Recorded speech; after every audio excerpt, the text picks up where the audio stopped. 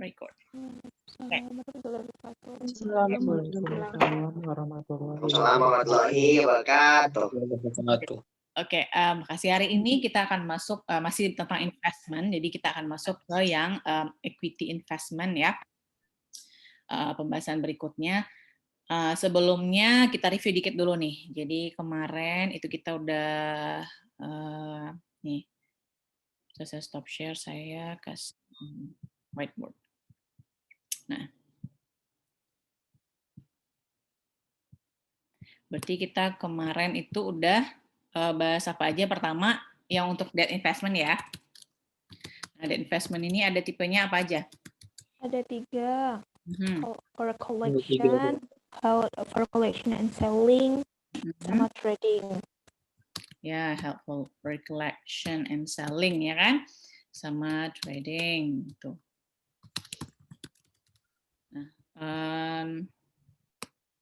Nah, masing-masingnya kemarin apa aja perbedaannya? Kalau yang help for collection ini dia gimana pengukurannya? Pakai amortized cost ya. Dan apalagi spesifikasinya, detailnya adalah dia menggunakan dengan amortized cost dan tidak fair value-nya gimana? Tidak disesuaikan kan ya untuk fair value-nya ya enggak? Di akhir tahun. Bentar, dia jadi bawah nih. Sesuaikan jadi tidak sesuaikan pada fair value. Jadi yang kemarin helpful collection ini apa? Maksudnya kemarin? Niatnya dia gimana? Niatnya jangka panjang. Jangka panjang, Bu. Terus yang ini help for collection and selling ini dia menggunakan pengukurannya dengan fair value. Ya, apa? Dia disesuaikan dengan fair value, ya kan? Disesuaikan pada fair value. Kemudian jangka pendek untuk diperdagangkan. Tidak aktif. Ya, kemudian diaktif diperdagangkan ya kan ya? Iya.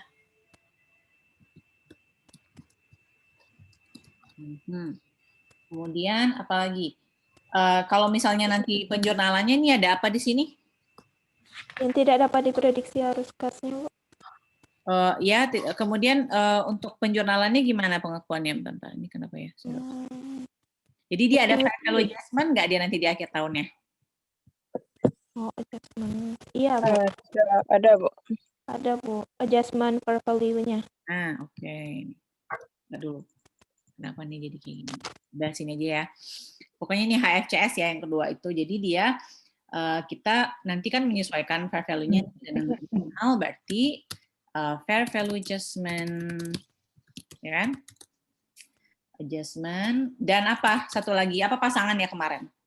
Unrealized sama unrealized holding. Unrealized holding losses ya. Iya, Bu. Ya. Pada equity ya nggak sih ini? Iya.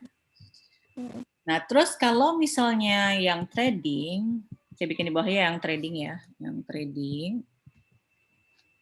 Saya ulang lagi ya yang trading itu. Trading itu kemarin gimana? Dia tetap fair value juga. Fair value. Jangka pendek yang sangat pendek sekali. Ya, sangat pendek sekali. Lebih pendek dari HFC. Ya. Kemudian dia nanti disesuaikan juga kan pada fair value ya enggak? Ya, Bu. Ya. Bu.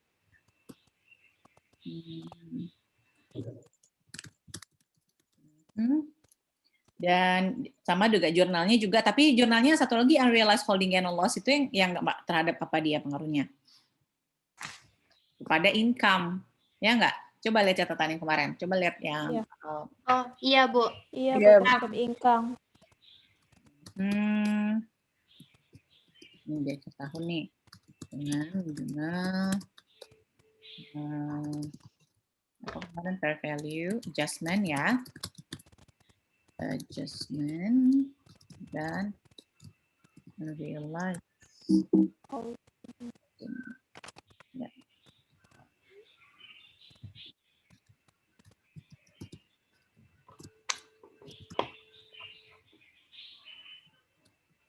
Income kan. Nah gitu ya, jadi kalau tadi kan held for action dia diukur dengan menggunakan amortized cost, kemudian dia tidak disesuaikan pada fair value-nya di akhir tahun. Tapi kalau held for collection and selling, itu diukur pada fair value kan, kemudian disesuaikan pada akhir tahunnya fair value-nya. Nah, jurnalnya adalah fair value adjustment dan unrealized holding gain and loss equity. Kemudian untuk trading itu diukur dengan fair value juga, disesuaikan nanti fair value-nya di akhir tahun. Nah, dengan menjurnal fair value adjustment, dan unrealized holding gain or loss income, karena dia income kan, nanti dia akan masuk kepada net income gitu, makanya nanti mencatatnya gitu ya. Nah, oke, jadi itu sekilas tentang yang kemarin. Sekarang kita coba masuk dulu ke yang tapi sebenarnya di slide ini udah selesai, saya tutup ya. Ya, Bu. Ya, Bu. Oke. Jadi saya share screen lagi.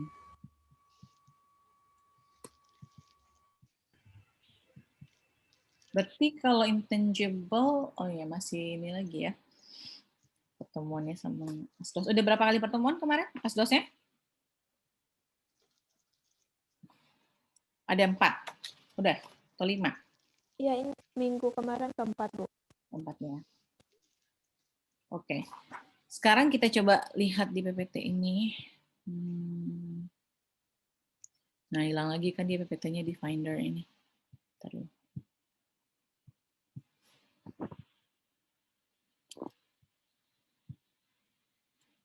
Oke.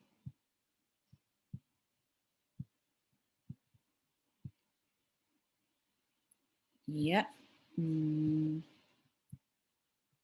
Nah, jadi di sini kan dia bahasannya nanti ada yang equity investment trading gitu kan dan non trading. Tapi kita jump dulu ke yang sini. Ke impairment ini dulu. Karena kan dia masih di debt investment kan. Jadi kita masuk ke yang impairment value dari debt investment ini dulu ya. Nah, jadi kalau di debt investment itu kan dia nanti ada penyesuaian pada fair value kan. Jadi di sini dibilang company that have debt investment report investment at a fair value, dan any changing perubahan dalam fair value itu nanti dilaporkan dalam other comprehensive income ya. Nah, untuk investmentnya itu company perusahaan menggunakan different impairment model.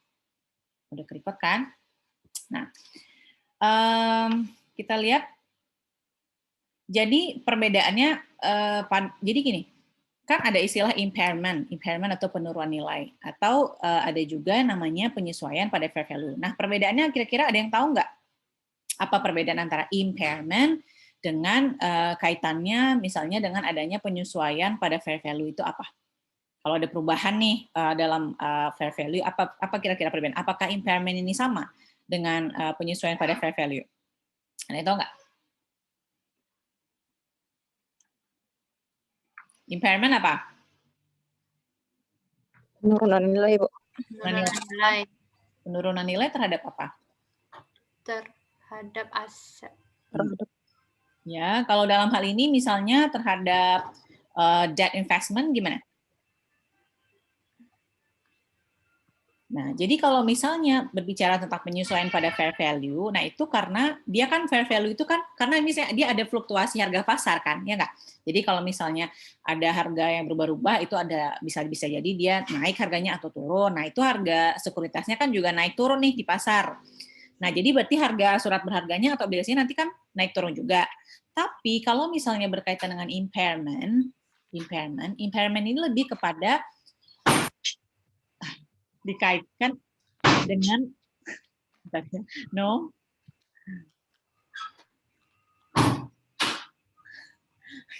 impairment ini kaitannya sama penurunan nilai. Jadi maksudnya gini, impairment ini tuh diakibatkan karena ada risiko kredit. Jadi biasanya itu berkaitan sama kemampuan bayar dari si debiturnya gitu. Jadi penurunan nilai maksudnya di sini bukan karena fluktuasi pasar. Nah, terjadi akibat misalnya ada penurunan kemampuan bayar dari si debitur nih. Nah, sehingga kalau misalnya kira-kira ada nggak jadi efeknya kepada perusahaan kalau misalnya debiturnya nggak bisa bayar? Atau mereka nggak mampu bayar nih gitu. Pasti ada efek kan ke perusahaan kita gitu kan.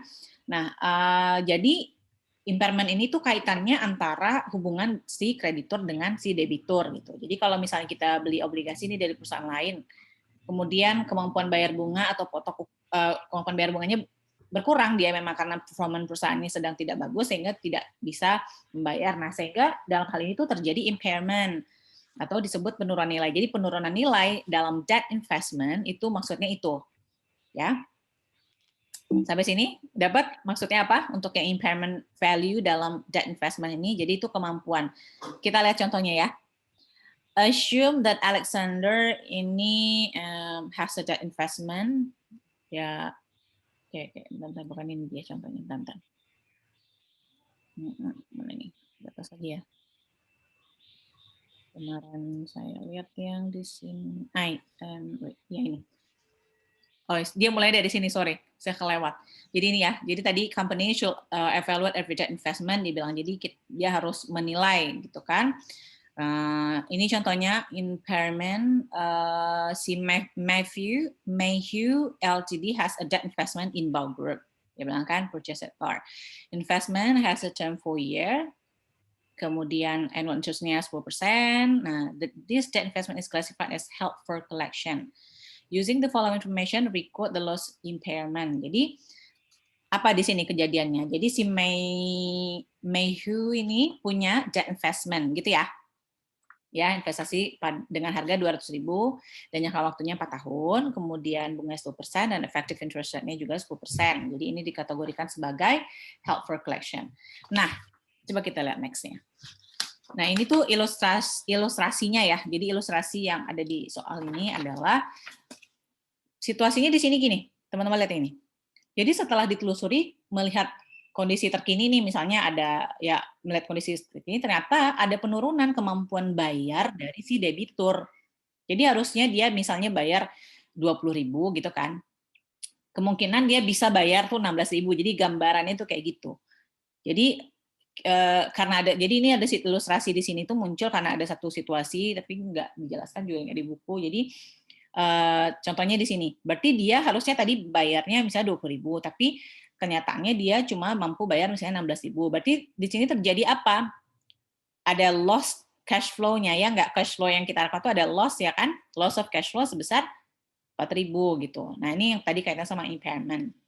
Nah cash flow ini berarti kan ada kerugian atas apa? Kerugian atas potensi dari pendapatan arus kas kita, ya nggak.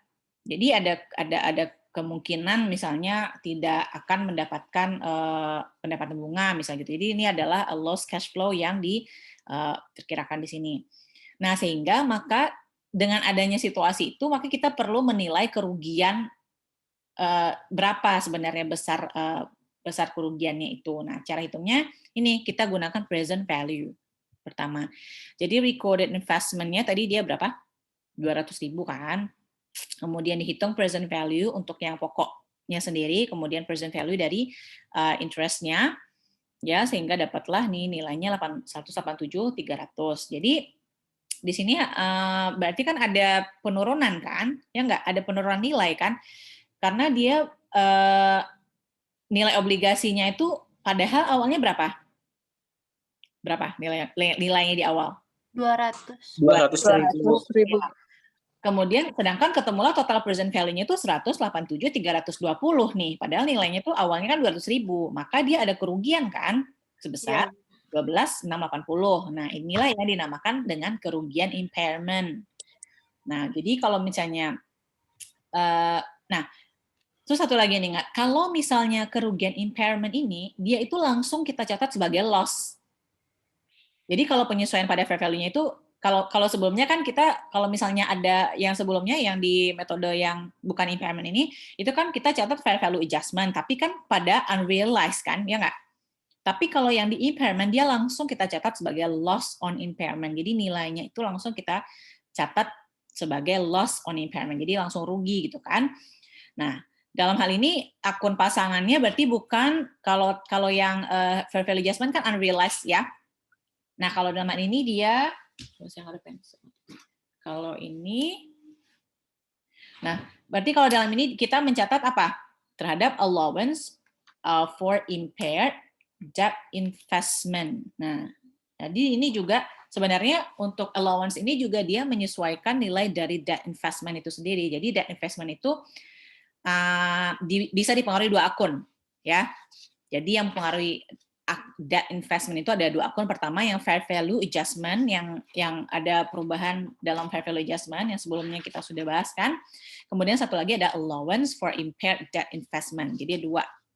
Nah, jadi nanti berarti dua ya, teman-teman catat ya, karena saya nggak bikin catatannya di whiteboard lagi. Jadi berarti ada apa aja tadi yang mempengaruhi akun debt investment ini? Ada apa aja? Fair value Fair adjustment value dan allowance. sama allowance debt Fair value adjustment dan juga allowance for impaired debt investment, kan? Nah ini nanti yang akan mempengaruhi. Coba kita lihat, oke. Nah, terus dia bilang, oh ini nggak sama-sama ya, saya punya nih. Oke, jadi bentar dulu. Mana dia? Kemarin slide-nya udah saya kasih belum? Coba ya. Ada nggak sama yang ini sekarang? Coba teman-teman lihat deh. Soalnya ini kemarin saya dapat lagi yang baru. Ada nggak lihat slide-nya dari sini nih? Karena di slide saya ini dia ada situasi lain lagi. Jadi kalau misalnya dia decline-nya, jadi dia di fair value option, where is it? Ada nggak di sini ya? Ntar ya, saya coba stop share dulu, saya lihat yang satu lagi. Yang punya teman-teman ada nggak yang masih impairment debt investment juga, tapi dia ada perubahan kalau misalnya penurunannya 40.000, ada nggak? Yang ada nggak? Coba lihat di minggu kemarin. Udah saya kasih belum sih PPT-nya? Sudah, Bu. Udah, Bu, yang di grup. Udah, Bu. Sama nggak sama yang tadi atau ada tambahan? Beda, Bu. Ya beda ya. Saya juga mikir kok jadi nggak ada di sini. Beda, Bu. Oh, saya yang salah, berarti salah lihat nih. Bentar. Kemarin saya dapat baru. Oke, wait. Mana dia berarti ya? Di grup ya? Udah saya download lagi deh.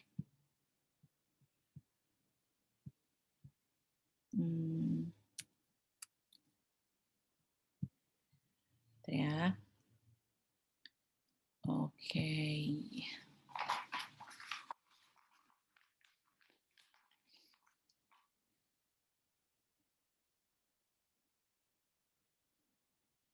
Kemarin di sini ikutan meet semua kan ya? Ada yang nggak ikut? Ikut semua ya? Ada yang WA saya. Oke, sebentar. Fair value option.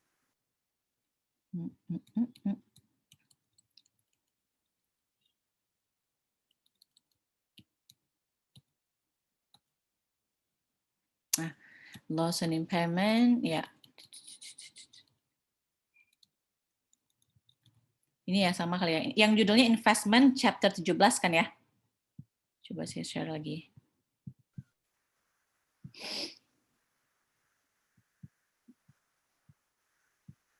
Ini kan? Oke.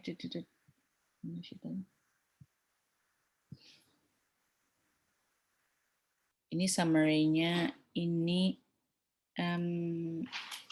ya yang itu ya. Nah, jadi sebenarnya di yang Hardy ini kan Hardy ya. Oh, Hardy. Oke. Nah, jadi di situasi kita yang tadi, yang soal yang tadi, teman-teman, tadi kan si ini ya soalnya ya. Aduh, di slide ini dia bolak-balik. Jadi soal tadi apa? Ada loss impairment sebesar 12.000 ya. Where is it? Jadi dia tuh di bawah taruhnya. Nah, this one. Ya kan? Ya. Jadi di sini ada loss on impairment 12.000. Nah, jadi bagaimana kalau misalnya kita lihat ya jadi ini ada gambaran lain. Kalau misalnya penurunannya itu, ini nggak ada di slide ini. Jadi kalau penurunannya itu misalnya totalnya 40.000 nih, penurunannya 40.000 dolar misalnya. Nah, 40.000 itu ada dua penyebabnya. Jadi katakanlah misalnya investasi obligasi ini ada dua penurunan nilai. Pertama diakibatkan karena ada perubahan suku bunga di pasar, kayak ada perubahan market interest rate 10.000 gitu kan. Nah, sehingga menyebabkan harganya turun nih. Kemudian yang kedua, itu terjadi karena adanya resiko kredit, jadi penurunan kemampuan bayar dari si debiturnya. Jadi berarti di sini kalau misalnya kasus kayak tadi kan, kalau ini misalnya ada dua yang menjadi sumber kan, kayak satu dari market interest rate, kemudian satu lagi karena ada credit risk, resiko karena tidak mampu dibayar oleh si debitur. Nah, jadi dalam hal ini tadi kan total 40.000 tuh, 40.000 penurunan. Ini masih tentang penurunan nilai ya. Nah, berarti ada dua penyebab. Pertama, karena harga pasarnya turun 10.000, ternyata ada juga satu lagi kemampuan bayar dari debiturnya, sehingga potensi arus kas pendapatan kita sebagai si kita akan menurunkan, sehingga di situ terjadi impairment. Makanya kalau misalnya ada dua, jadi kalau ada dua situasi kan, dua penyebab tuh, berarti jurnalnya dua juga. Jadi pertama kan loss on impairment kan, di debit terhadap allowance for impaired investment.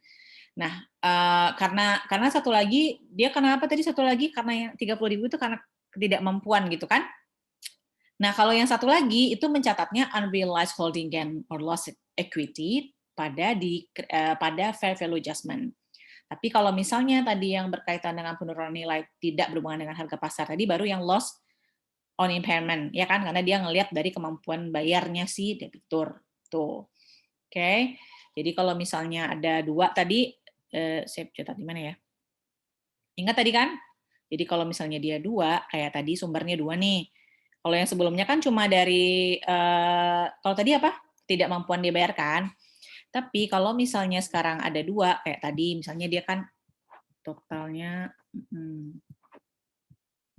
ya dia kan, tadi kan dia misalnya ada penurunan nih, penurunan nilai 40.000 kan?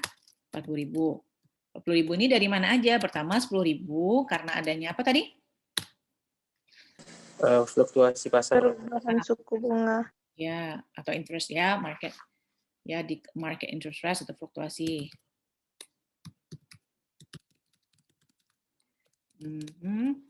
Kemudian yang kedua 30.000-nya itu dari Kredit macet. macet atau kemampuan bayar si debitur gitu kan. Credit risk, risiko kredit kan. Nah, berarti kalau yang kalau dalam hal ini berarti ada dua yang menjadi penyebab itu, berarti kan kita nggak bisa langsung buat 40.000 aja kan, loss on impairment atau apa itu harus dibedakan pencatatannya. Jadi untuk mencatat pengurangan atau penurunan nilai dalam hal ini, kita berarti mencatatnya pertama kan loss on impairment. Ya, jadi dua jurnal, tapi kan dua jurnal ini kan sebenarnya bisa digabung. Tapi maksudnya pasangannya jangan sampai salah dan jangan jadi satu jurnal yang itu. Jadi kan loss impairment-nya, kalau yang loss impairment berarti kita catat untuk yang nilai berapa? Yang 30.000. Yang 30.000. Nah, terus satu lagi apa yang pasangannya dia apa? Allowance ya? Allowance. Debt investment. Debt investment. Impairment. Debt investment. Terus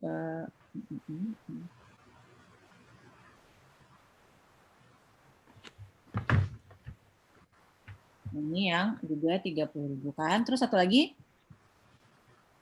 apa? Yang 10.000 apa dia? Yang unrealized tadi. Unrealized terhadap value. Ya. Holding gain on or Loss, loss ya. equity. Ya. Jadi kalau ya, terus di sini tadi kan 10.000 ya.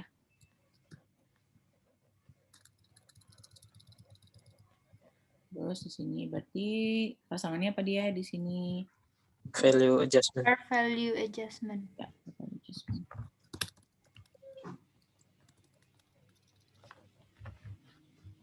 Nah, gitu ya. Jadi maksudnya pasangannya harus sama 10.000. Gitu. Ya kayak gitulah ya di 10.000 di sana. Jadi kalau misalnya mau mencatat jadi penurunan nilainya itu kan beda situasinya gitu kan. Teman-teman bikin kayak gitu. Oke. Kita balik ke slide yang tadi.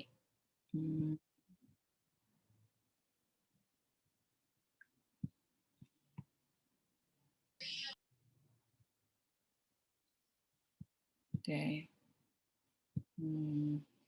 Nah, terus kita lanjut ke yang berarti kan ini kan tentang impairment ya, jadi tentang impairment of debt investment. Kemudian di sini ada yang tentang fair value, where is it? No, fair value option tadi di mana ya? Jadi setelah kita bahas ini nanti kita langsung tinggal bahas yang ini yang aja, yang equity investment-nya aja. Fair value option, where is it? This one. Nah. Jadi di sini ya, company have option to report most financial assets. Jadi perusahaan itu punya pilihan apakah akan melaporkan financial asset-nya pada fair value. Jadi tapi option ini itu berlaku. Jadi berlaku kalau misalnya dia apply instrument by instrument. Jadi kayak terpisah satu-satu gitu instrumennya. Kalau kayak kemarin kan kita bahas ada portofolio kan. Kalau portofolio itu kan secara keseluruhan. Nah, kemarin kan ada juga yang dia dinilai satu-satu fair value-nya dengan kita pisahkan kan berapa perbedaannya. Nah, jadi kita lihat di sini contohnya aja langsung ya. Nah, jadi contohnya di sini fair value option aslinya. Jadi sebenarnya fair value option ini itu investasi yang diukur dengan metode held for collection yang amortized cost. Jadi dalam hal ini misalnya dia ketika suatu perusahaan itu mengelola dana dari pihak ketiga itu dicatat di akun liability. Liability itu diukur nanti kan baru pada fair value. Kita lihat contohnya ya. Jadi contohnya di sini adalah si Hardy Company ya. Ya, dia Hardy purchase bond issue at German Central Bank. Hardy plan to hold the debt investment sampai dia mature di 5 tahun. Kemudian Desember 31, amortized cost of this investment adalah 100.000, fair value-nya adalah 113.000. Nah, if Hardy choose the fair value option to account this investment, jadi kalau misalnya dia memilih fair value option, maka dia akan mencatat debt investment-nya sebesar berapa? Di sini ya perbedaannya kan kelihatan ya. Adalah 13.000 di sini kan ya. Debt investment 13.000, kemudian unrealized holding gain or loss-nya adalah 13.000. Jadi ternyata di fair value-nya adalah 13.000. Kemudian kita lihat berikutnya. Oke, jadi itu yang tentang fair value option contohnya ya. Nah, saya punya catatan sedikit buat teman-teman, bentar. Nih. Kita buka di tempat tadi ya.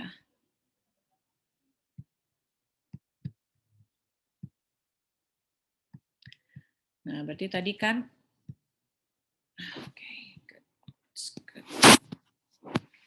Nah, untuk yang fair value option ini, itu kan dia, walaupun dia tadi kan fair value ini buat apa ya yang kita gunakan. Jadi kalau misalnya di held for collection, dia disesuaikan nggak dengan fair value? Atau yang mana? Atau bisa nggak dia disesuaikan dengan fair value untuk yang held for collection? Apakah cuma dengan apa? Kemarin ada yang ingat nggak? Ada ingat nggak kemarin? Harganya bisa disesuaikan. Tapi dan bisa direklas dengan tapi sesuai dengan aturan.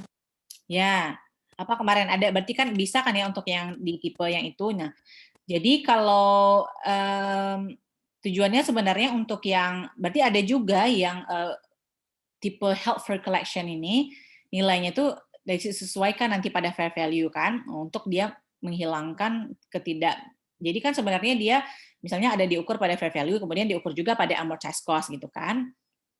Nah, itu nanti kalau yang tentang fair value ini catatannya.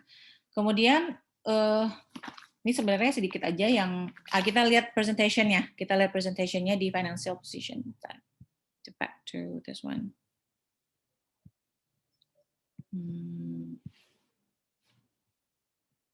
Oke, wait.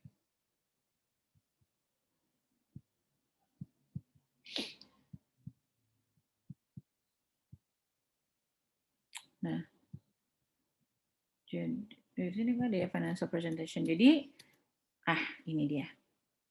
Ini yang tadi, no. Ini sebenarnya gambaran dari apa yang nanti teman-teman misalnya ketika ada debt investment at fair value, berarti itu masuknya nanti ke bagian investment. Ya, kemudian untuk yang ini penyajiannya dalam financial statement, gitu ya. Kalau misalnya berkaitan dengan debt ini. Nah, ini tadi yang contohnya, ini kayaknya kita udah masuk kemarin ya. Yang ini kan, kita skip aja. Ini udah sampai ke sini kemarin. Jadi ini ya teman-teman ya, untuk yang interest revenue, kemudian loss on sale-nya itu masuk ke other income and expenses di income statement. Ya. Kemudian kita sekarang coba masuk ke yang equity investment itu sendiri. Kemarin sudah saya kasih gambaran kan untuk equity investment ini ada berapa tipe? Ada? Masih ingat nggak? Yang ada 0%, ada 0 sampai 20%, 20 sampai 50%, masih ingat nggak? Lupa ya? Gimana? Yang terakhir kemarin, Di e-book kalau nggak salah itu. Ya, ada. Kemudian juga ada, kemarin sebelum kita selesai kelas ini, saya ada bahas sedikit. Jadi, kayaknya saya nggak kasih catatannya kemarin ya. Nah, jadi untuk yang equity investment itu, ya ada di sininya. Nih, nanti ada di sini. Oke, kita akan masuk aja mulai dari awal ya. Jadi, equity investment ini, itu dia menggambarkan kepemilikan. Jadi, kepemilikan terhadap saham, gitu ya. Saham biasa, saham preference, yang jadi ini dalam hal ini dia merepresentasikan kepentingan kepemilikan dalam suatu perusahaan. Jadi atau kita sebut juga dengan ownership interest. Jadi interest di sini bukan bunga ya, tapi kepemilikan dalam suatu perusahaan. Nah, biasanya dalam misalnya pembelian equity investment itu kan terdapat biaya-biaya gitu kan. Nah, maka biaya-biaya itu nanti akan masuk sebagai expense. Nih, broker commission, dia bilang broker commission and fee are recorded as expense, dia bilang. Beda dengan misalnya kalau kita membahas perolehan aset gitu, itu apa gimana? Kan ada biaya-biaya kan? Itu kita masukkan ke dalam apa? Ke dalam cost of assetnya sendiri ya nggak? Ya, Bu. Nah, ketika misalnya kita mau acquire land atau kita mau beli building, itu ada fee di situ, itu kita masukkan ke dalam cost of asset-nya, ya kan? Tapi kalau dalam hal ini, ketika misalnya pembelian equity investment terjadi, itu terdapat biaya-biaya, maka biayanya itu akan dimasukkan sebagai expense. Jadi dia tidak masuk sebagai nilai investasinya, gitu ya. Tapi dalam expense. Nah, berarti kalau aset tetap, karena misalnya kalau kita beli, itu kayak ada biaya instalasi, gitu kan. Nah, itu berarti kan itu masuk ke dalam harga sampai dia digunakan, itu kan. Nah, tapi kalau dalam investasi ini kayak ada jasa broker, ada jasa perantara, nah itu nggak masuk dalam nilai investasi, tapi masuknya sebagai expense. Oke? Kemudian terus di situ dibilang the degree to which one. Jadi investor, teman-teman udah familiar pasti ya? Investor apa? Investor dan investasi ini perbedaannya apa? Coba ada yang bisa menjelaskan nggak? Investor yang menanamkan modal, Bu. Oke, Adrian, Adrian. Kalau menurut saya investor ini orang yang menanamkan modal dan investi ini penerima modalnya, Bu. Oke. Siap. Satu lagi tadi siapa yang mau ngomong? Udah oke ya? Udah setuju ya semua? Setuju, Bu. Jadi ya, the degree to which one corporation acquire interest. Jadi investor yang memang dia memperoleh gitu kan saham dari perusahaan lain yang merupakan investee gitu kan. Nah, general determined accounting treatment. Jadi ini berkaitan dengan investment. Nah, ini gambarannya kemarin yang saya kasih di awal kemarin ketika equity investment ini itu dibagi menurut, jadi dia pembagiannya menurut proporsi kepemilikan ya. Jadi dia menurut proporsi kepemilikan pada suatu perusahaan. Jadi perusahaan yang membeli tadi kan investor, sementara yang sahamnya dibeli itu adalah perusahaan yang disebut dengan investee. Nah, ketika misalnya investor ini memiliki saham yang proporsinya itu cuma sebesar 0 sampai 20%, ya kan? Nah, itu dianggap dia memiliki pengaruh yang sangat kecil sekali gitu terhadap perusahaan yang dia acquire atau perusahaan yang dia menanamkan modal di situ. Jadi, dia dianggap tidak memiliki pengaruh yang besar nanti dalam rapat pemegang saham gitu. Ya, jadi kalau misalnya kita bilang kita pemilik nih, tapi pengaruhnya itu kecil banget gitu. Jadi cuma 0 sampai 20%. Nah, penilaiannya dalam hal ini menggunakan fair value. Oke? Fair value. Kemudian metodenya fair value method atau bisa juga cost method, ya kita sebut juga ada dibagi lagi nanti kan kalau misalnya itu kan ada lagi dibagi Kalau dalam hal ini dibagi lagi nanti jadi trading dan non-trading. Ya, kalau nggak salah di sini nanti detailnya. Kan, trading dan non-trading. Jadi diukur pada fair value ya, yang bentuknya itu ada trading dan non-trading. Nah, kemudian yang kedua itu yang kalau kepemilikan sahamnya itu sekitar 20-50%. Nah, jadi kalau 20-50% ini dia signifikan ya, lumayan signifikan, dan pengukurannya itu tidak lagi pada fair value, jadi dia menggunakan equity method. Jadi dia tidak disesuaikan dengan nilai pasar kan, tapi dia menggunakan equity method. Nah, untuk yang lebih dari 50%, nah dianggap itu dia memiliki kendali atau kontrol yang secara penuh ya, atau disebut juga dengan consolidation. Jadi dia tidak lagi signifikan, tapi dia sebenarnya levelnya sudah naik menjadi dia bisa mengkontrol gitu. Makanya di sini dibilang signifikan dan kontrol. Kalau kontrol dia udah bisa mengontrol semuanya. Nah, ini akan dikelola dengan menggunakan konsolidasi. Nah, consolidation ini nanti teman-teman akan belajar di Advanced Financial Accounting. Ya, jadi ada consolidation yang misalnya dia meng-acquire perusahaan 100%, ada yang less than wholly owned, ada yang kurang dari 100% misalnya gitu. Jadi kan ada yang 100%, ada yang kurang misalnya gitu kan. Nah, nanti ada lagi itu pembahasannya di Advanced Financial Accounting nantinya. Ya. Nah, jadi kalau misalnya dalam dunia kerja mungkin nanti ada misalnya ketika teman-teman mungkin bekerja di perusahaan ya, itu ketika memeriksa pembukuan perusahaan-perusahaan besar tuh pasti ada perusahaan konsolidasi kan di dalamnya. Nah, itu biasanya perusahaan konsolidasi berarti antara induk dan anak, jadi antara parent company dan subsidiary company. Nah, ini laporan, tapi dalam hal ini parent dan subsidiary ini laporan keuangannya nanti akan digabung, makanya dibilang dengan consolidated laporan keuangan, konsolidasi laporan keuangan nantinya. Jadi perusahaan anak tuh digabung dengan induk gitu. Jadi saya pernah perumpamannya nih ya teman-teman ya, kalau yang 0,2 sampai 20% ini ibaratnya kalau misalnya teman-teman lagi PDKT sama seseorang, nah itu kan nggak punya kepemilikan penuh kan, ya nggak, kayak masih belum terlalu kenal gitu, udahlah masih kecil kan efeknya. Tapi kalau misalnya di 20-50 nih di level apa nih kira-kira? Kalau misalnya teman-teman punya gebetan, kira-kira 20-50 nih di level yang mana? Udah mulai pacaran nggak sih? Gimana Fatir? Ya nggak? Coba lihat mukanya. Semangat nggak? Oh. Semangat. Jadi 20-50 itu, kalau misalnya, kalau 0 sampai 20 kan kayak masih gebetan, kayak masih ya belum terlalu pengaruh lah, masih kayak kecil banget gitu pengaruhnya. Tapi kalau 20-50 ya mungkin udah jadian kali ya. Nah, tapi di 50 sampai 100 itu bisa jadi di level orang udah married. Kenapa? Ibaratnya nih kayak kalau misalnya kita berkeluarga punya uang, itu kan emang udah satu laporan kan, ya nggak sih, kayak punya satu laporan keuangan, jadi nggak dipisah-pisah lagi gitu. Nah, itu perumpamaannya gitu untuk yang perbedaan dari kepemilikan dari investment ini.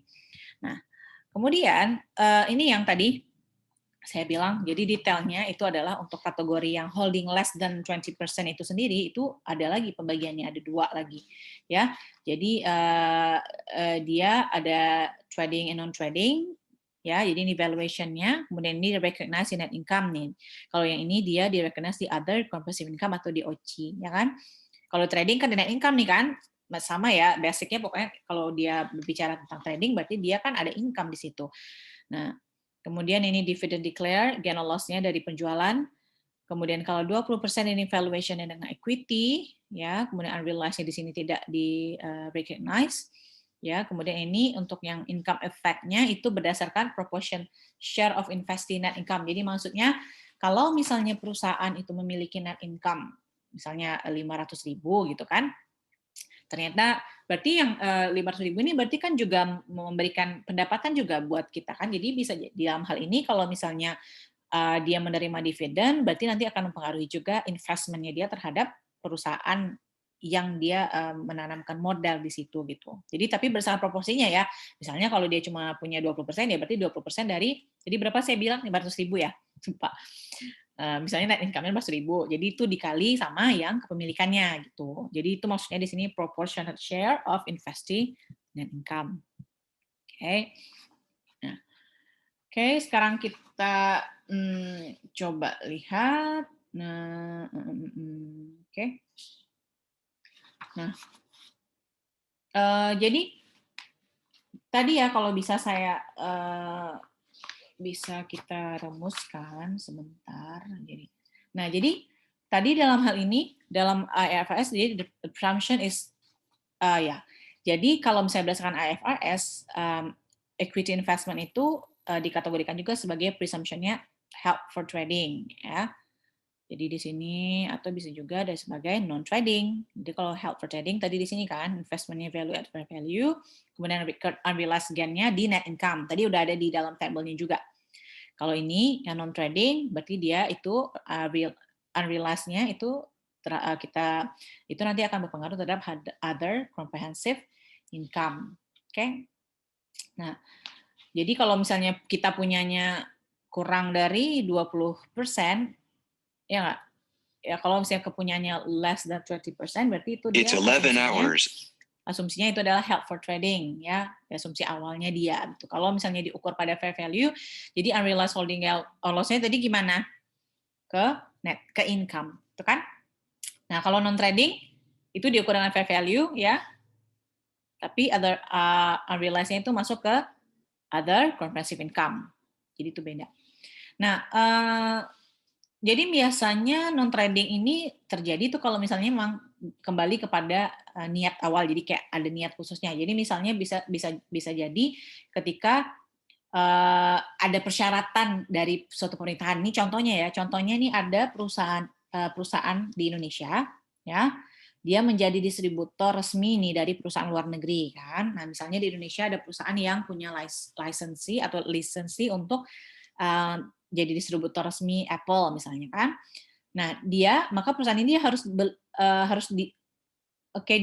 dibeli oleh perusahaan Apple-nya atau untuk menjaga hubungan antara dia harus ada menjaga kerjasama kan dengan perusahaan lain. Jadi ada beberapa part yang kontraknya itu erat dengan perusahaan lain itu gitu untuk menjaga keberlangsungan produksinya. Sama kayak kemarin saya bahas di sini nggak ya? Misalnya ada Mitsubishi, kemudian dia join juga dengan kemarin lupa saya. Jadi misalnya kalau dia butuh spare part, dia langsung menghubungi aja, jadi gampang gitu. Nah itu juga salah satu keuntungannya kalau misalnya dia mengakuisisi perusahaan lain, kan? Kita lihat di sini contohnya. Jadi di sini contohnya Republic Corporation purchase ordinary share of 3 companies, each investment representing less than 20%. Jadi dibilang kan this share are held for trading. Berarti di sini ada apa aja perusahaannya, ada Burberry, Nestle dan Regispo ini kan. Nah, berarti kan dari totalnya dia catat nih pertama. Nah, teman-teman juga harus ingat, pertama yang perlu kita catat itu adalah transaksi beli. Jadi perusahaan punya investasi kan dia investasi 3 buah saham nih ke Burberry, ke si Nestle, kemudian ke St. Regis Pop Co. Nah, ketika dibeli itu dia harganya berapa? Cost-nya adalah 7, 18, 550 kan? Nah, ini berarti pertama kali di sini adalah transaksi beli. Ya. Kemudian apalagi yang perlu kita catat? Yang kedua adalah transaksi terhadap pendapatan dividen. Ya. Saya nggak tulis di sini, tapi teman-teman kalau dengar langsung catat aja di bukunya. Jadi pertama, tadi kan ini transaksi beli, berarti makanya dicatat equity investment pada cash, kan? Cash-nya 718,950. Kemudian yang kedua adalah kita catat transaksi pendapatan dividen. Jadi Republic ini receive a cash dividend 4.200 on investment on ordinary share of Nestle. Jadi dia menerima dividen kan? Berarti kita catat cash pada dividend revenue. Nah, kemudian selanjutnya yang perlu kita catat itu adalah transaksi penyesuaian terhadap fair value-nya. Jadi di sini nanti, nah di sini dia. Di sini kan muncul nih, ada penyesuaian kan fair value kan. Jadi yang ketiga itu kita catat adalah transaksi penyesuaian terhadap fair value. Jadi misalnya diketahui dari fair value-nya ini kan diketahui 275, 304, kemudian 104 kan. Nah, ini kira-kira ini ya, ingat kemarin kan secara portofolio. Jadi dia dikelola itu secara portfolio. Ya. Jadi kalau misalnya trading ini dia dikelola biasanya sebagai portfolio, ya, portfolio. Tapi kalau non trading itu tidak, dia biasanya investment by investment kayak satu-satu gitu kan. Nah, dari sini ya kan udah dilihat nih, berarti ada penurunan kan, ya nggak? senilai berapa? 35.550, ya kan? Nah, karena dia dikelola secara portfolio, maka jurnalnya itu digabung gitu. Ya, jadi jurnalnya jadinya otomatis yang in total ini ini kenapa 5.500 ya? Should be 50 ya nggak sih? Ya. Oke. Nah, karena dia dikelola sebagai portfolio, jadi dia jurnalnya digabung. Jadi maksudnya in totalnya dibuat unrealized gain or loss income, fair value adjustment, equity investment 35.550. Jadi saldo akhir dari ini 35.550 ya, fair value adjustment-nya saldonya adalah 35.550. Berarti di sini ada apa nih kira-kira? Untung atau rugi tadi? Ada? Rugi, Bu. Rugi ya. Rugi, Bu. Loss di sini ya, unrealized gain or loss, tapi nilainya berarti dia nanti kita lihat kira-kira posisinya sekarang fair value adjustment-nya balance-nya dia di mana nih? Di bagian kredit, ya kan? Kemudian kita lihat berikutnya. Oke. Nah, kemudian situasi lainnya adalah saham yang Burberry ini, sahamnya si ya Republic sold all of its Burberry. Nah, saham yang si Burberry ini dijual dengan harga 287 220. Sedangkan tadi cost-nya berapa? Cost-nya adalah 259 700. Ya kan? Ya enggak? Mana nih suaranya? Ya, Bu. Iya, Bu. Iya, Bu. Ya, Bu. Ya. Jadi di sini berarti kan cost-nya tadi 259.700, kemudian sekarang dia dijual dengan harga 287 220. Berarti di sini ada apa? Ada Untung. gain sebesar Gain 27.520. cash di debit. Jadi cash di debit ini sebenarnya dia mencerminkan harga jualnya. Ya. Jadi kan harga jualnya tadi kan 287. Kemudian equity investment itu sendiri kita catat pada nilai cost-nya. Ya. Kemudian ada gain yang perlu kita catat juga pada penjualan equity investment. Ya. Nah, jadi kalau misalnya dia disusun sebagai portfolio, kemarin gimana situasinya? Ada yang ingat nggak? Kalau ada yang hilang satu, gimana dia situasinya? Ada nggak ngaruhnya ke fair value adjustment-nya?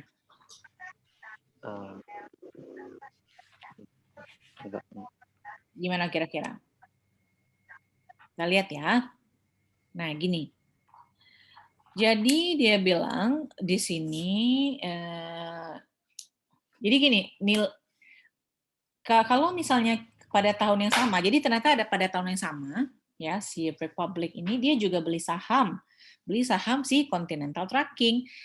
Menjawab yang tadi, kalau misalnya dia portfolio itu nggak ada ngaruh ke fair value adjustment, makanya kita nggak perlu nyatet kan, perlu nggak kita sesuaikan di sini?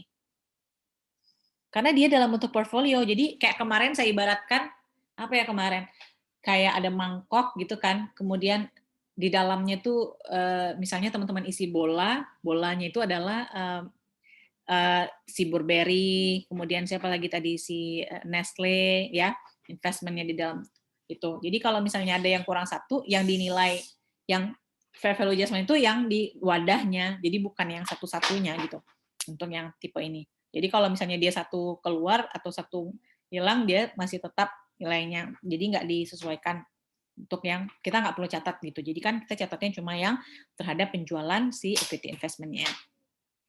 Nah, kemudian situasi lainnya di in addition bla bla. Jadi pada ya bersamaan dengan itu juga ya di tahunnya kan masih dekatan nih tadi ya, dia jualnya di Januari 23, kemudian dia di Februari 10 dia beli lagi Continental Trucking. Jadi dia beli lagi saham si Continental Trucking nih sebesar 255 ya. Enggak, ya enggak.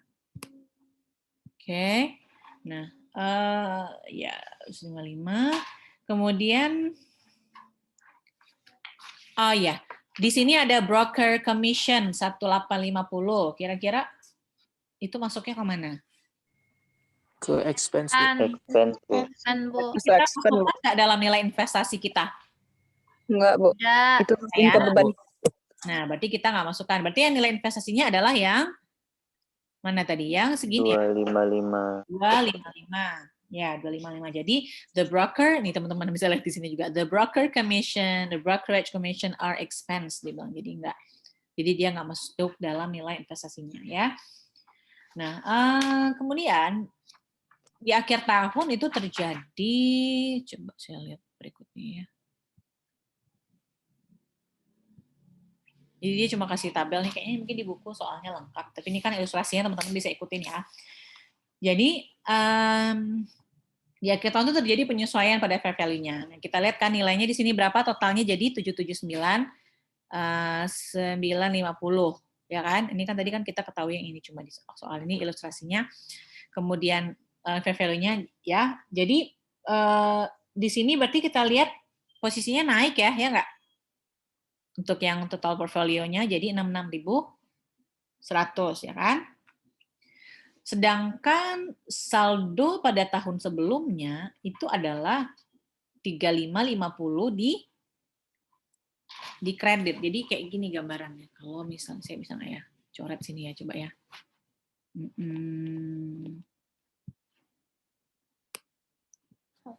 Nggak bisa. Jadi teman-teman bayangin ya, ini saya stop aja deh.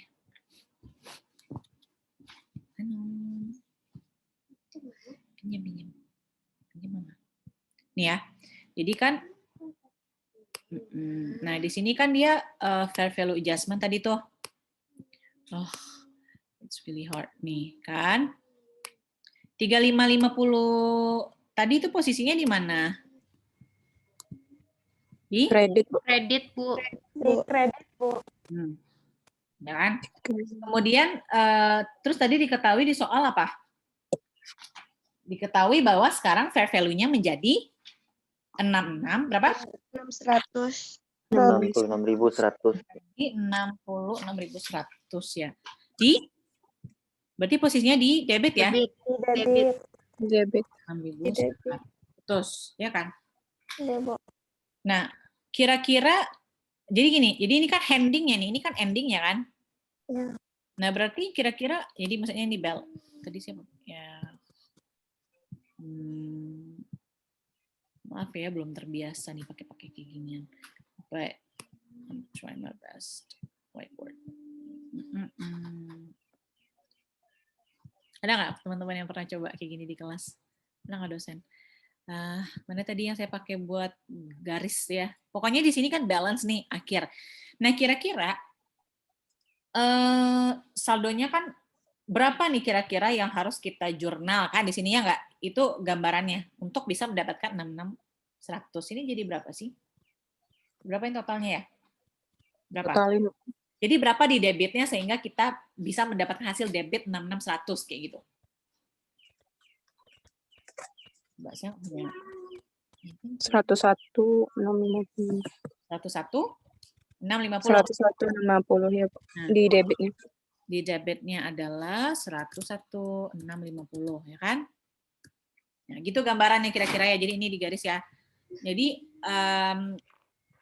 berarti di sini teman-teman bisa lihat kan yang dimaksud dengan apa yang tadi dibilang bahwa fair value-nya tadi tuh nggak ada pengaruh walaupun dia menjual tadi si Burberry kan masih tetap di tinggal 550. Kemudian pada saat dia membeli yang baru lagi itu baru ada perubahan kan masuk lagi tuh yang baru tadi kan yang si Continental Trucking ya.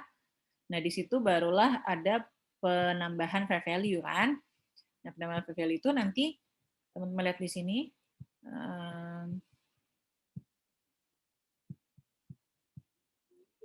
Budgetnya ya.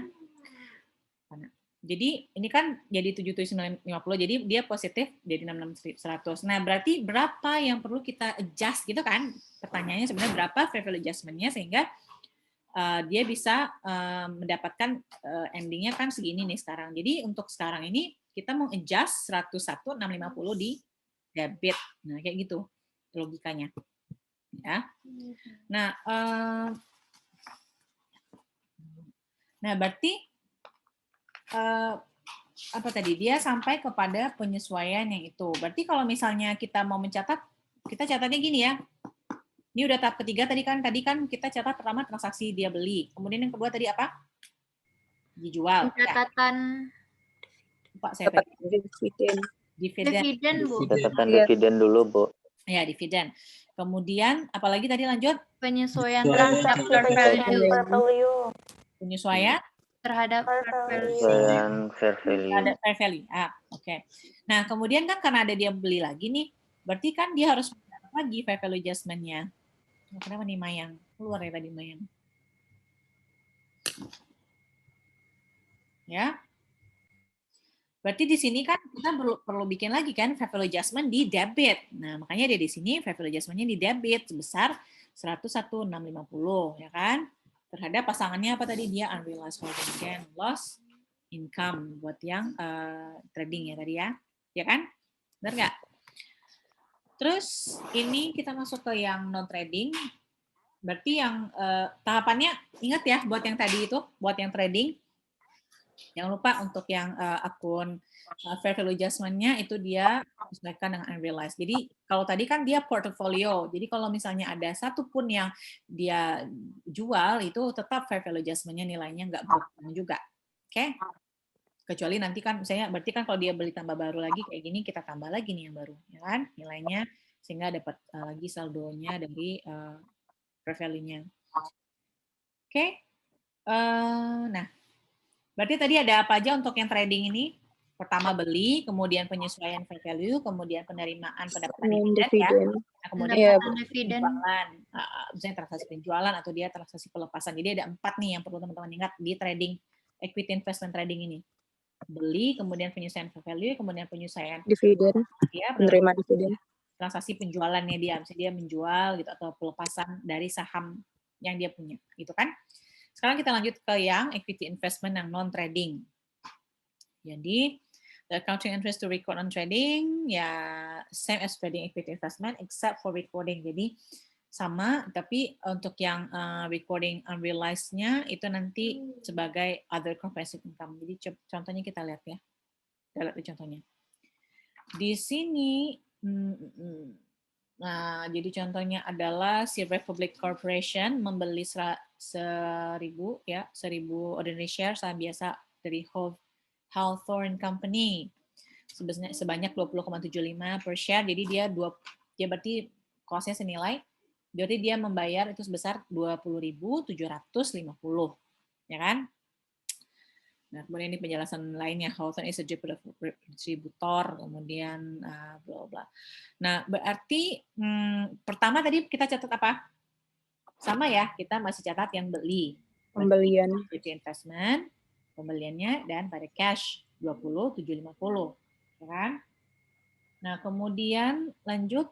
Nah, kemudian yang kedua itu adalah pada saat dia kalau Menerima dividen. menerima dividen, ya kan? Penerimaan dividen, ya. Kalau dalam ini dia udah ngasih tahu di soalnya dividen, berarti kita catat dulu nih. Ada dividen revenue sebesar 450, ya. Ada cash di debit dan dividen revenue di kredit 450. Nah, kemudian apalagi di sini? Jadi situasi berikutnya adalah kita melakukan apa? Fair value adjustment ya. Ya, penyesuaian. Kan? Jadi dalam hal ini diberitahu bahwa fair value dari Hawthorne Company tadi itu adalah 24.000 gitu. Sehingga kalau sekarang harganya 24.000 berarti kita mengalami apa? Dia ada di debit ya nggak sih? Dia loss nggak atau gain di sini?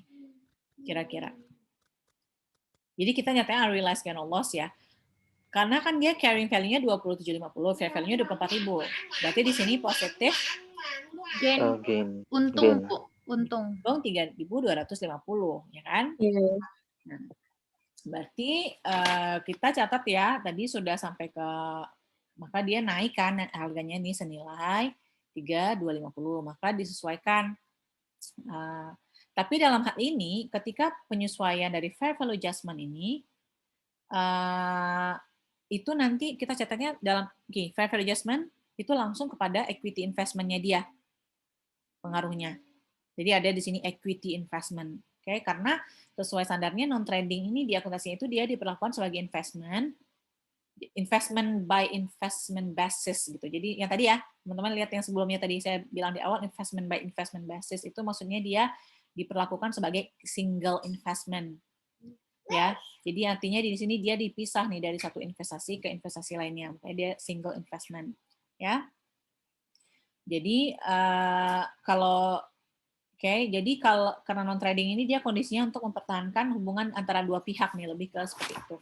Ya. Jadi penyesuaiannya itu langsung kepada equity investment itu sendiri. Pasangannya apa? Pasangannya unrealized holding gain or loss equity ya.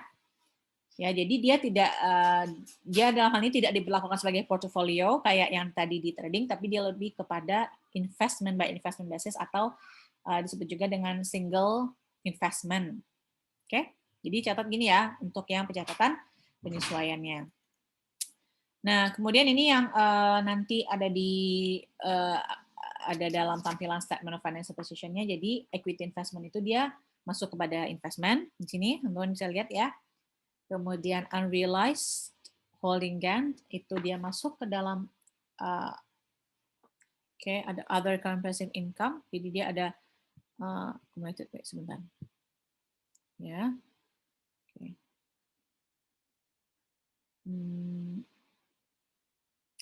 Oh ya, ini kalau dia jual lagi ya. Jadi itu kemudian untuk yang accumulated-nya itu masuk kepada equity ya di sini ya. Ya, equity. Jadi maksudnya yang accumulated other ini kan udah kaitannya sama unrealized ini nanti ya, dia. Oke. Jadi statement of comprehensive income ini terdiri dari apa aja? Berarti dari income statement ya, dan juga other comprehensive income. Jadi statement of comprehensive income itu yang akan ada di dalamnya, nanti akan kita bahas ya. Jadi unrealized holding gain di sini dia tidak masuk ke dalam, dia masuknya ke dalam OCI ya, dalam other comprehensive income ya. Dia nggak masuk ke dalam laporan laba rugi, ini dia nggak masuk ke dalam income statement, tapi dia lebih masuk kepada other comprehensive income ya. Nah, oke. Berikutnya berarti transaksi penjualan nih ya. Nah, transaksi penjualan nih, contohnya di sini. Dia menjual. The Republic sold all its Hawthorne Company ordinary share. Ya, jadi dia menilainya adalah 22.500 gitu kan. Sehingga di sini ada di sini dia berarti di mana nih? Tinggi kan ya nilainya ya.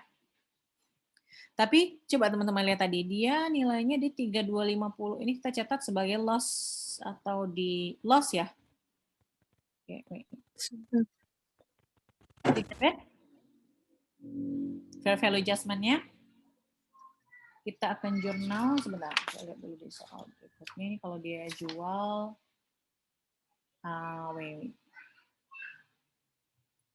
jadi 22.500 ya tadi ya. Yang mana nih? Ini. Nah. Bentar. Kita lihat dulu ringkasannya nih. Pertama, saya catat dulu ya. Jadi yang kita udah tahu tahapannya untuk yang trading dan non trading. Ini saya bikin catatan buat teman-teman di sini. Berarti pertama tadi ini. Jadi ini ya. Berarti di sini tadi ada apa aja? Investment yang trading ya, saya langsung aja ke trading. Yang trading yang 0 sampai 20%. Sampai 20%. Apa aja tadi? Berarti pertama kita catat yang dia pada saat dia beli, kemudian kita catat pada Terima dividen. Dividen dan juga penyesuaian pada fair value ya. Misalnya tadi kan ada yang beberapa yang dia fair value duluan. Pada fair value. Kemudian yang ketiga itu dia ada dari pendapatan dividen. Dividen.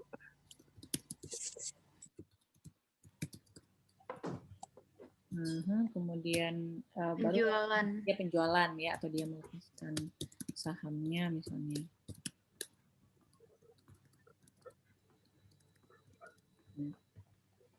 Nah, berarti kalau ini tadi kita jurnalnya kemana tadi, ke fair value adjustment ya? Ini ya? Iya, Bu. Kita catat ya. Iya, Bu. Ya, kemudian dan satu lagi berarti tadi unrealized holding Gain or loss. loss income. Karena dia trading kan income. Ya. Income. Iya, Bu. Kemudian jadi di sini untuk yang pada saat dia melakukan transaksi penjualan itu kan ada gain or loss on sale-nya kan, ya. Jadi di sini kita mengakui apalagi kita juga sini mengakui gain or loss on sale of investment, ya. Yang ini sebenarnya dia merupakan selisih harga dari apa tadi, harga jualnya ya kan, jualnya dengan nilai cost-nya ya. Cost-nya, nilai cost dari investasi tersebut. Oke, begitu ya, itu untuk yang transaksi ini.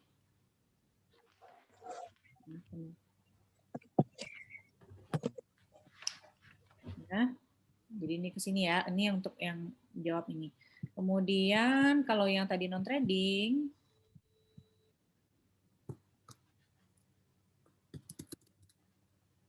trading ini berarti kan masih yang 0,20% nih. Ini tadi dia sama ya ininya. Jadi dia beli kan pertama. Terus apa lagi? Jadi dia jurnalnya sama ya, sama yang trading ini jurnalnya sama.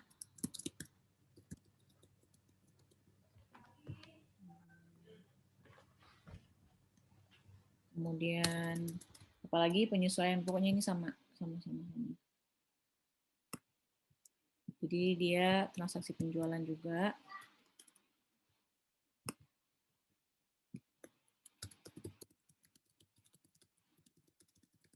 Kemudian dia menerima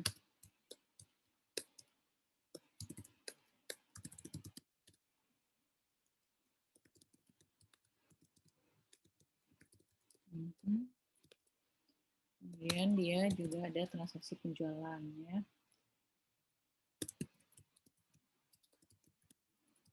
Nanti ini sebenarnya teman-teman bisa lihat perbedaannya. Nah, kalau misalnya yang penyesuaian pada fair value yang di non-trading, ya, tadi dia apa jurnalnya? Singkat nggak? Yang ada equity investment itu loh. Equity investment sama unrealized. Jadi kalau dalam hal ini penyesuaian pada fair value-nya itu kita catatnya tadi kan dia langsung kepada equity investment. Oh, kenapa nih? Ada.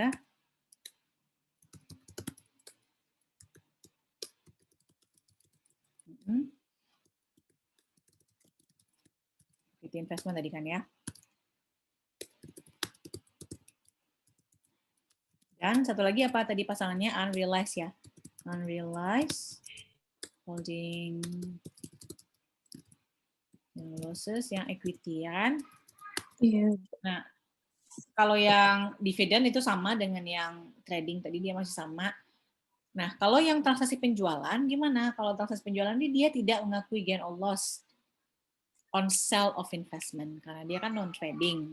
Jadi untuk yang penjualan ini dia tidak mengakui gain atau loss on sale of investment.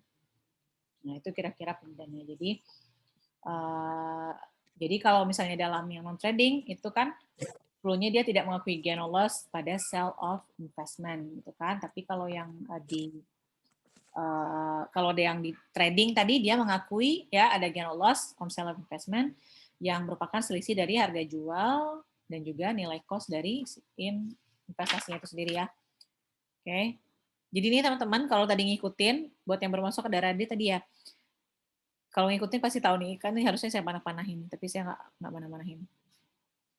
Oke. Udah selesai nyatat yang ini?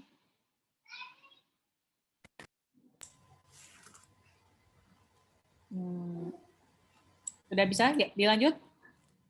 Bisa, Bu. Bisa, Bu.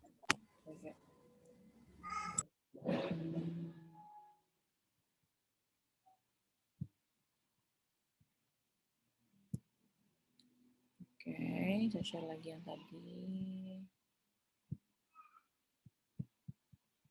Nah, sekarang kita tadi ya, yang tadi. Jadi yang jadi tadi dari investasinya itu dia jual ya, dia jual Hawthorne dengan harga 22.500, oke. Nah, cost-nya tadi dia berapa? 27.50. Jadi oke. Nah, harga cost-nya ini sudah berubah ya. Jadi dia sekarang menjadi berapa? Pas ini sebentar ya. Ntar di buku saya ini 24 dan juga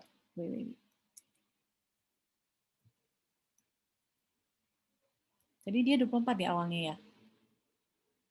Oke. Oke, jadi tadi kan fair value-nya itu kan 24.000 kan, ya nggak? Berarti sekarang yang menjadi acuannya itu adalah yang should be, ini berapa nilainya? 24.000. 24.000 dikurang 22,5 berapa sih? Coba teman-teman cari. 1.500 nggak? Iya Bu, 1.500. Kenapa beda ya di sini ya? Jadi kalau yang di sini kan dia masih membandingkan kan ya dengan si fair value-nya. Tapi kalau kita kan tahu nih terakhir tadi ya maksudnya kita mencari selisihnya gitu. Jadi dapatnya juga 1.500. Jadi kalau yang dicatat saya ini kan harga cost-nya itu kan udah berubah nih. Tahun lalu dia udah ada penyesuaian juga kan. Sehingga kan saldonya itu sekarang dia menjadi 24.000 nggak? Ya nggak sih nilai terakhirnya. Ya nggak sih? Kemudian nilai dari akun investment itu dia udah berubah jadi 24.000. Sedangkan sekarang dia jual dengan 22.500. Berarti dia rugi ya nggak sih? Rugi, Bu. Nah, tapi dalam hal ini dia itu pencatatannya, jadi maksudnya pencatatannya itu dia tidak mengakui. Jadi kalau tadi kan kita bikin loss, ya nggak sih? Kayak maksudnya kita akui langsung kalau misalnya memang ada misalnya kalau tadi kan berkaitan dengan impairment.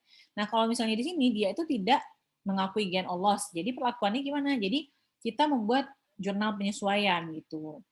Jadi non trading investment ini disesuaikan dari saldo awalnya ke harga jual. Jadi karena dia turun nilainya, ya nggak? Berarti equity investment-nya kita catat di kredit sebesar 1.500. 500. Ya, jadi di sini 1.500. 1.500 ini dari mana? Jadi dari fair value Hawthorne yang tadi yang sebelumnya itu kan dia ada 4.000 nih, udah tahu kan yang dia udah ada nilainya kan yang terbaru 4.000. Kemudian sekarang dijual fair value dari equity investment yang sekarang ini adalah 22.500. Berarti di situ ada unrealized holding gain or loss yang kita catat sebesar 1.500 gitu ya. Berarti setelah disesuaikan nilainya itu ya dari equity investment itu akan menjadi 22.500 gitu. Sebentar. Untuk pelepasannya, jadi maksudnya ketika dia dijual di sini ini yang terbaru nggak ya? Soalnya ini yang saya punya ini yang terbaru. Kalau yang terbaru yang saya punya ini, yang di 3 ini ya, jadi dia cash pada di sininya cash pada equity investment. Jadi ini nilainya sama-sama 22.500. Yang saya ini yang sell-nya. Terus kalau ini kan dia benar ya sama kayak gini.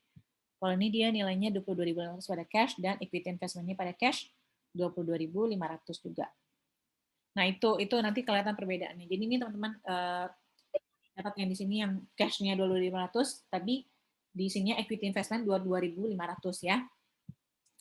Saya soalnya pakainya 3. Oke, jadi itu kemudian berarti tadi itu ya trading, non trading yang 0 sampai 20%. Udah kebayang gambarannya berarti dari beli, kemudian dari penyesuaian fair value, kemudian dividen ya, penerimaan pendapatan dividen, kemudian lanjut ke yang pelepasan atau penjualan dari sahamnya, kan? Sekarang kita lihat yang oke ya, jadi tidak oke. Oke. Lanjut ya. Jadi kalau tadi misalnya dalam yang trading non trading ini dia kan nggak ada transaksi penjualan, dalam transaksi penjualan tidak mengakui gain or loss-nya, tapi apa yang perlu disesuaikan tadi? Berarti dia menyesuaikan kepada akun equity investment, ya kan? Kemudian oke. Jadi bisa juga nih teman-teman gambarannya. Jadi dalam hal ini ketika misalnya dalam non trading itu kan pertama kita harus menyesuaikan saldo equity investment-nya, ya kan, dengan harga jualnya. Kemudian dengan harga yang tadi basicnya kan dia 27.50 di awal. Nah, berikutnya kita juga bisa menyesuaikan lepasan dari equity investment-nya dia. Jadi fair value adjustment-nya otomatis dalam hal ini juga disesuaikan nilainya gitu. Makanya dia juga mencatat seperti ini. Tapi ini kan karena kan dia sama-sama equity investment nih, sebenarnya bisa aja jadi 22.500, ya kan? Kebayang nggak? Ini kan sama-sama equity investment nih nilainya kan pada ini. Jadi ini bisa juga kayak gini. Terus lanjut ke berikutnya. Oke. Kalau misalnya lanjut ya ke yang holding. Oke, lanjut. Nah, jadi kalau di sini tadi statusnya gimana? Kalau orang pacaran statusnya udah pacaran ya. Jadi kayak statusnya dia udah bisa megang maksudnya dia udah bisa saling, ya mungkin kalau kita dekat sama seorang tuh udah kayak mulai klik gitu, kayak ada significant influence. Kalau misalnya satu sedih, ikutan sedih juga, nah kayak gitu gambarannya. Nah, contohnya di sini adalah investor itu dia memiliki pengaruh signifikan, oleh karena itu dia tidak bisa diukur dengan menggunakan fair value gitu. Jadi dia mengukur tidak bisa ya. Jadi dia menggunakan equity method di sini. Oke. Jadi ibaratnya kayak tadi tingkat kedekatan antara perusahaan satu dengan perusahaan yang lainnya itu statusnya memang sudah dekat atau semakin erat gitu kan. Nah, tapi kalau udah 50% berarti udah yang kayak konsolidasi, udah yang digabungkan, sehingga laporan keuangannya pun juga harus satu. Ya. Oke. Nah, ini gambaran tentang equity method ya. Jadi ketika misalnya equity investment, jadi equity investasi dicatat at cost ya pada saat perolehan, dan setelah itu disesuaikan setiap periodenya gitu. Jadi bagian labanya secara proporsional nanti berdasarkan pemilikan investor. Jadi kayak tadi saya bilang kalau ada laba net income 500.000 atau misalnya dana net loss 500.000, maka itu juga harus disesuaikan dengan kepemilikannya. Misalnya 20% dari 500.000 itu berapa? Nah, itu yang dia akan terima gitu kan. Kemudian kalau misalnya ada loss, ya itu juga harus sama-sama menderita dalam situasi itu ya, sama-sama mendapatkan, pokoknya kamu juga bisa mendapatkan kerugian kalau misalnya investinya misalnya rugi. Ya, jadi dividen diterima investor, nah investor share, bla bla bla. Nah, ini perbedaannya. Perbedaan pencatatannya. Ya, sebentar dulu. Oke. Berarti tadi udah ya, kalau misalnya, kalau tadi berbicara tentang, kita catat dulu perbedaan antara equity investment dengan cost method yang fair value tadi, dengan yang equity method itu sendiri ya. Coba teman-teman lihat di sini ya. Sebelum kita masuk ke sini, apa perbedaannya?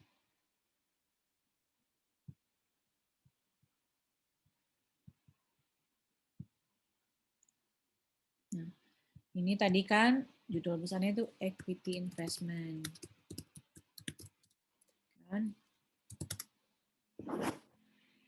Kemudian ada apa tadi? Ada yang fair value atau bisa dibilang juga cost method kan di sini. Itu untuk yang mana tadi? Yang 0 sampai 20%, ya kan?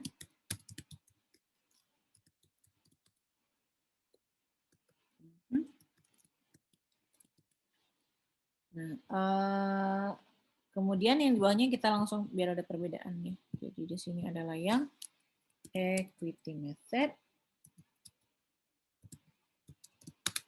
Equity method yang menggunakan 20% sampai 50% pemilikan nih.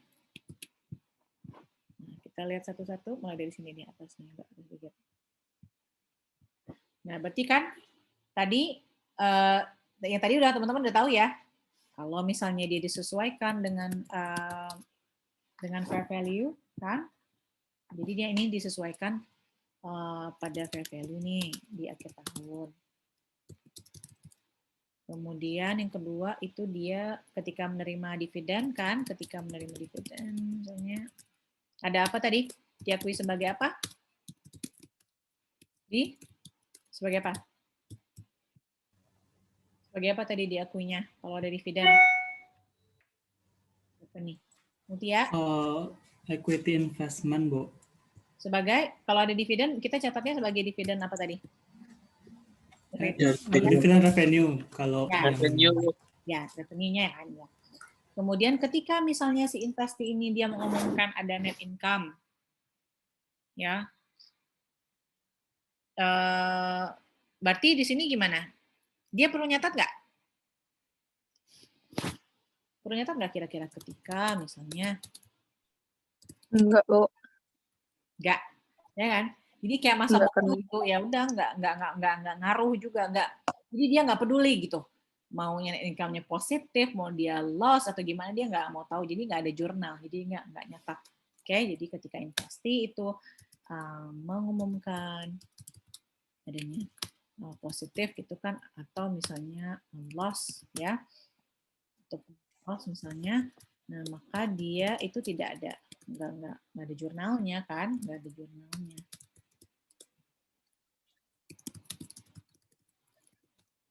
Jadi ibaratnya kayak tadi nih, kayak orang PDKT tadi kan 0,20% juga masih kecil banget kemungkinan, kayak udahlah nggak terlalu itu juga kan. Mau dia ada misalnya reward, misalnya si ceweknya lagi ada reward apa gitu kayak juara, ya nggak kenal banget, ya udahlah nggak ngaruh juga kan, nggak ngaruh ke kitanya gitu. Nah kalau misalnya equity method, kita lihat equity method nih. Berarti kalau equity method berarti apa? Dia tidak disesuaikan kan pada nih, kalau equity method ini kita lihat di sini. Jadi dia tidak disesuaikan pada fair value di akhir tahun. Nah, terus apalagi kira-kira teman-teman udah belajar belum equity method ini? Apa aja? Udah ada belum? Udah kayaknya ya? Udah atau belum? Nah, kalau misalnya dia menerima dividen, itu kira-kira gimana?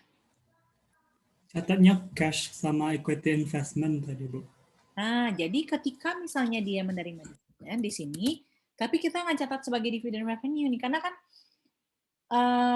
dia udah, nanti kita akan lihat satu-satu ya. Jadi ketika menerima dividen dia tidak diakui sebagai dividen revenue, tapi dia mengakui sebagai penurunan nilai investmentnya dia gitu. Ya benar, equity investment tadi ya. Jadi ketika misalnya kita memberikan dividen, berarti kan perusahaan itu dia memberikan, jadi di situ yang berkurang apa? Return earning-nya dia, ya nggak?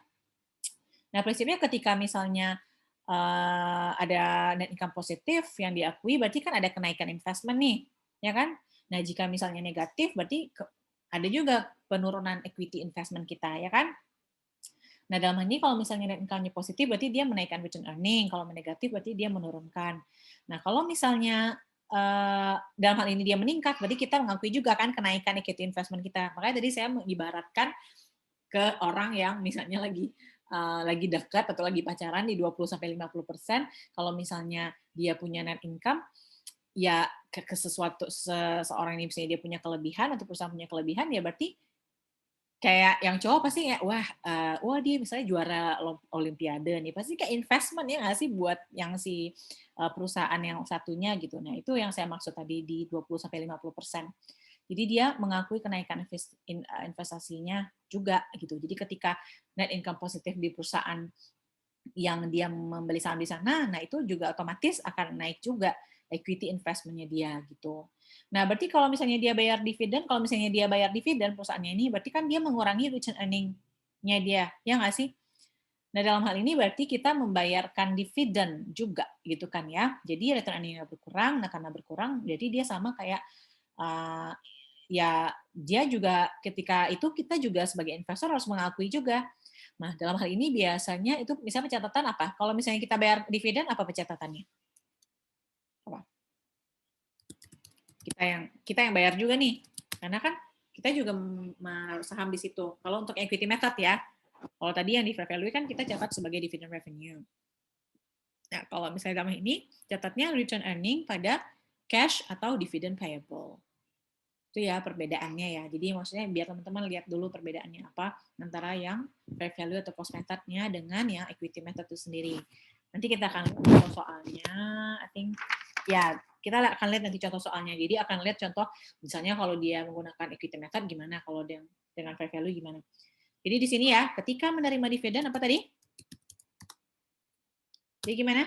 Cash sama equity investment, Bu. Ya, dia berarti kan di sini dia Return earning-nya berkurang. kurang, ya kan? Ya, Bu. Berarti dia tidak mengakui ada dividen revenue kan? Maksudnya kita Iya, tidak, Bu. ya, Ya, Bu. namanya dividen revenue. Tuh. Berarti dalam hal ini dia return earning-nya berkurang kan? Misalnya catat ini debit, kemudian di kreditnya apa? Di sini kan pembayaran. Misalnya kalau dia bayar dividen ya berarti kan catatnya gini kan? Sesuai dengan proporsinya. Kemudian apalagi ketika misalnya si investee ini mengumumkan adanya net income positif, maka apa yang perlu kita dalam equity method ini ya berarti kalau tadi kan di yang 0 sampai 20% ketika misalnya diumumkan itu nggak ngaruh kan, nggak ada jurnal kan. Tapi kalau dalam ini ketika misalnya investee ini mengumumkan net income-nya misalnya ya positif gitu atau ya ada net income positif, maka si investor itu dia mengakui juga mengakui kenaikan nilai investasinya gitu. Ya kan? Nilai investasinya. Jadi apa di sini yang perlu dicatat berarti nilainya equity investment-nya kan? Ya, Naik. Bu. Investment pada investment income. Ya. So, jadi equity investment di debit Investment income gitu. Nah, itu perbedaannya ya. Jadi teman-teman bisa lihat perbedaannya. Nah, gitu ya. Jadi kalau yang tadi kan berbicara tentang dividen udah clear ya. Kalau misalnya analoginya ketika misalnya kita bayar dividen, kita kan bagi-bagi uang nih. Jadi bagi uang berarti nilai kekayaan kita kan juga berkurang. Terus yang ketiga, yang saham ketika investasi sahamnya dibeli, jadi mengumumkan adanya net income positif, maka investor ini mengakui adanya kenaikan nilai investasi, ya kan? Kemudian selanjutnya adalah ketika dia mengumumkan net loss. Jadi ketika misalnya ketika investasi net loss nih, ya kan? Nah, berarti dalam hal ini gimana? Net income-nya negatif, berarti otomatis juga akan mengurangi jumlah investment, ya kan? Ya, berarti ada juga di sini dalam hal ini adalah penurunan nilai dari investasinya si company yang investor, ya kan? Ya, investasinya. Nah, terus berarti catatnya gimana kalau misalnya dia mengalami penurunan? Berarti ada kita akui di sini ada Investment loss. Investment loss. Ya, investment Equity loss. Pada investment. equity investment. Equity investment-nya di Kredit, Bu. kredit ya. Debit investment. Ya, benar. Jadi di sini kan ada investment loss. Nilai dari investment-nya berkurang gitu kan. Gini. Nah, jadi ini perbedaannya antara yang si fair value atau cost method dengan yang equity. Oke. Ya. Oke, udah bisa saya hapus ya kita oke.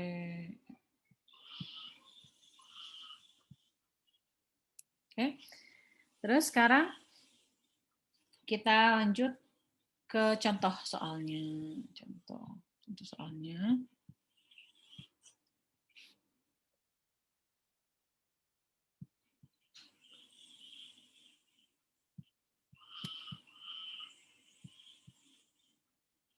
Jadi end meeting. No. Apa nih? Salah.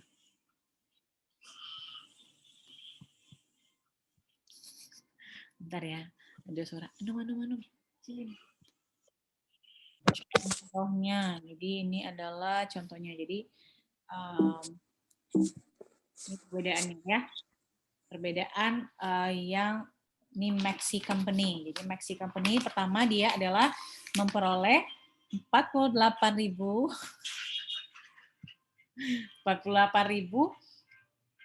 saham ya kan, dari cost-nya adalah senilai $10 per share. Nah, bentar.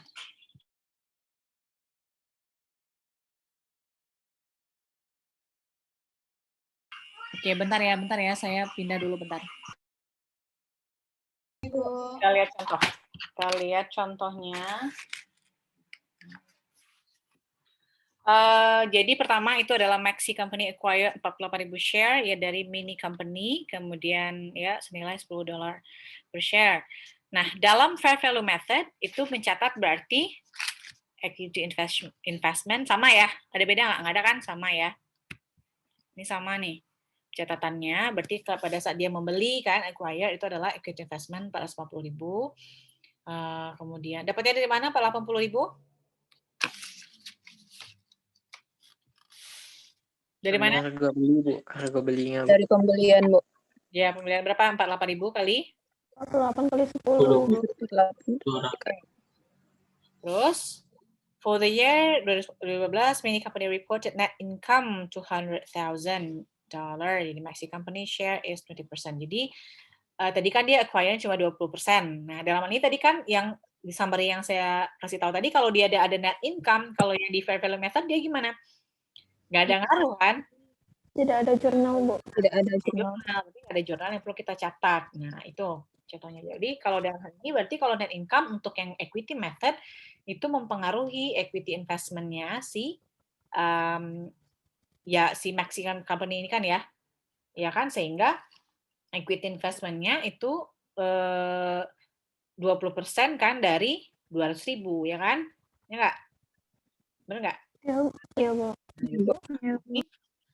Dia itu nilainya adalah sebesar 40.000 kenaikan karena ada net income kan, sehingga dia mencatat equity investment pada di debit, investment income di kredit sebesar 40.000. Nah, kemudian di Desember 31, bentar.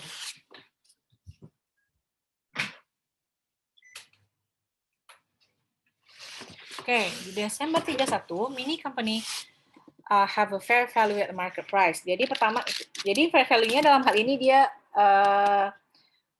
berubah menjadi 500, dia naik ya, berarti nilainya ya enggak? Jadi di sini ada penyesuaian terhadap fair value. Kenapa di sini nggak ada pencatatan? Kenapa? Kenapa di equity method ini nggak ada no entry? Tidak mengakui fair value. Kenapa? Gimana Muhammad Irfan ya? Siapa yang Muhammad Irfan? Tidak mengakui fair value. Tidak mengakui fair value. Ya, jadi di equity itu dia nggak diukur dengan fair value gitu kan?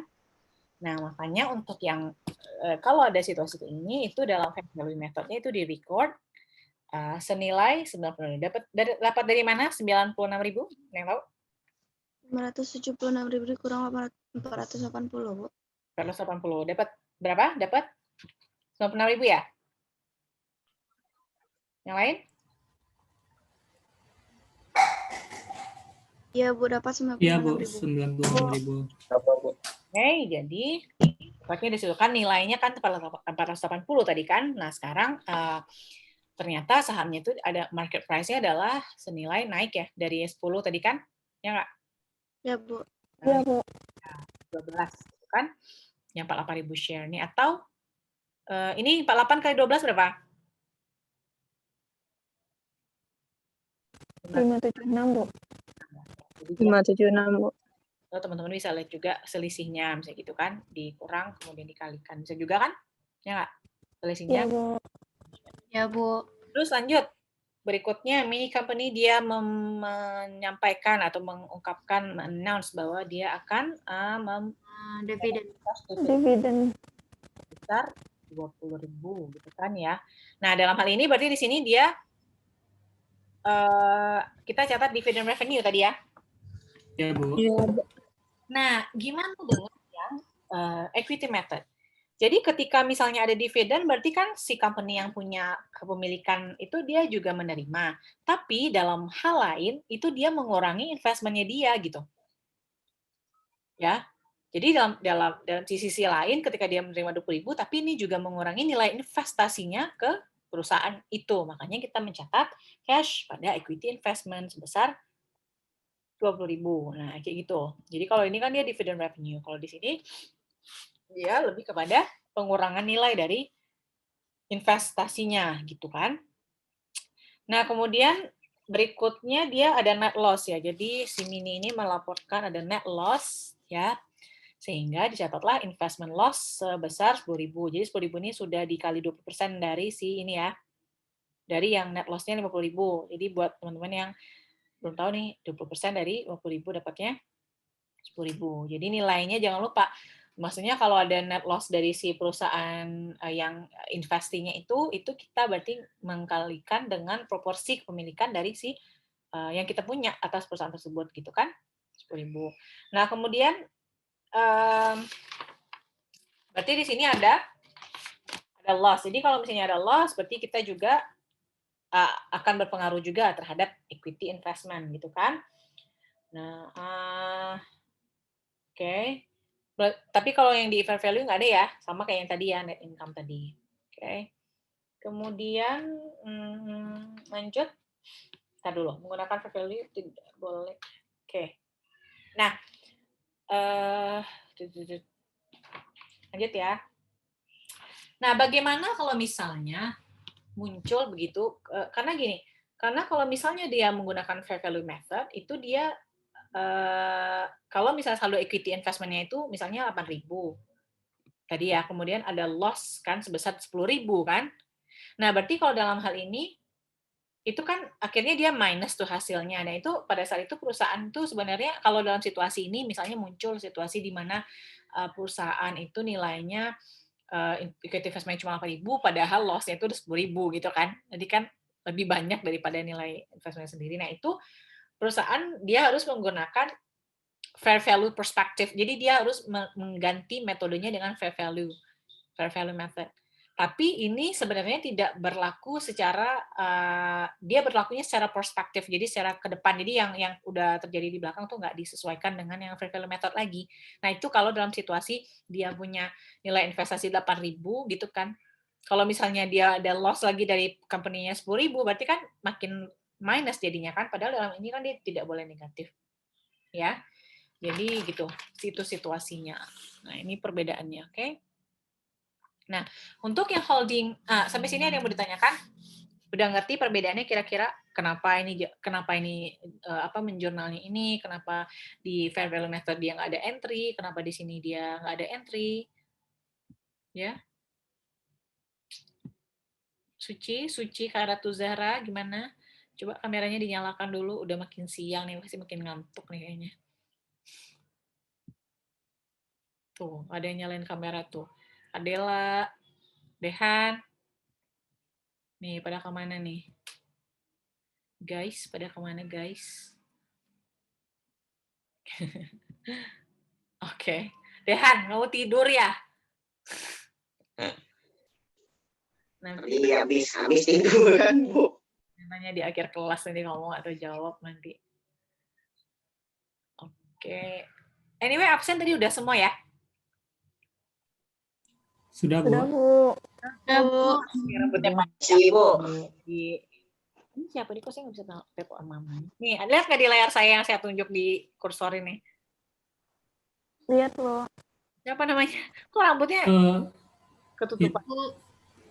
Masih PPT tadi yang kelihatan, Bu. Masih Bu. di share screen, Bu.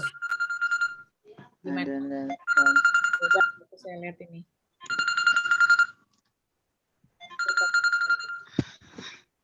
Ya, coba kan. Oh, Wahyu Sidik. Wahyu Sidik lagi di mana tuh Sidik? Sidik Wahyu panggilan atau Sidik? Gimana Wahyu? Wahyu, Bu. Wahyu, gimana Wahyu? Udah lihat perbedaannya kira-kira metodenya? Udah, Bu. Yang Ya, jadi tadi itu kan perbedaan yang fair value method ya dengan It's yang 12 hours. efficiency method. Oke. Mana lagi nih? Namanya Ica, Anggini, Heliza Irfan. Oh, beneran tidur ya Dehan? Besok saya tanya Dehan ya. Besok Dehan siap-siap ya saya kasih. Aduh, bukan tidur tapi Bu, tadi itu karena belum cuci muka dari tadi, Bu. Oke. Dari tadi itu saya belum cuci muka sama sekali, Bu. Dari awal masuk kelas itu saya belum cuci muka sebenarnya, Bu. Cuci muka dari tadi emang lagi. Oh iya, teman-teman udah kenal belum sama teman-teman yang lain ini? Udah kenal semua? Sudah, Bu. Udah, jadi kemarin tuh ada juga malahan ya. Bukan di kelas ini sih, kelas PA kayaknya.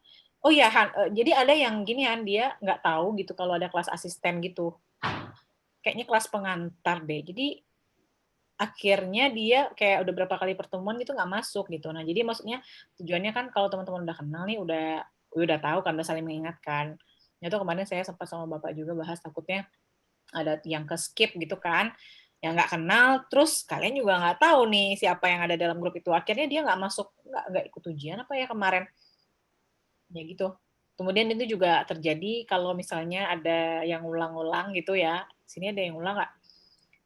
Yang ulang itu juga kadang-kadang kan dosen nggak semuanya update di iLearn. Jadi dia cuma mantengin iLearn, tiba-tiba orang udah sampai 6 kali pertemuan gitu kan. Kayak udah sampai 7 kali pertemuan.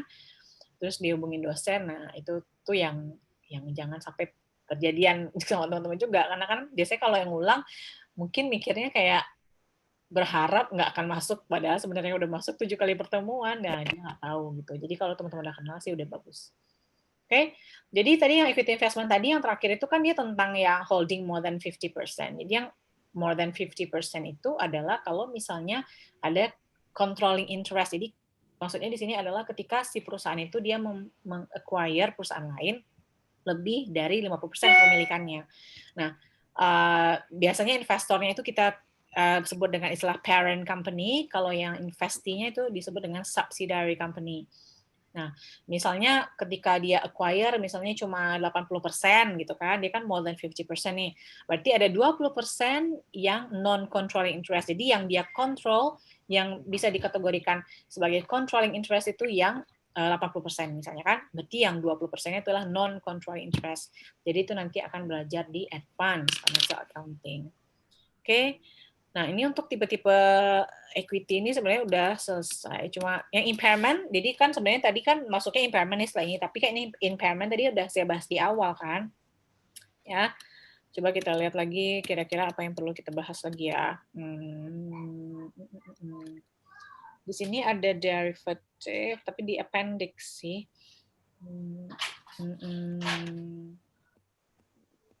Oke. Hedging. Coba ya kita lihat yang di appendix-nya yang derivative instrument. Buat tambahan. Kemarin saya lihat dulu Bapak kemarin ngecek. Jadi sampai sini ada yang mau ditanyakan atau oke-oke semua atau cukup jelas? Gimana kalau teman-teman coba lihat.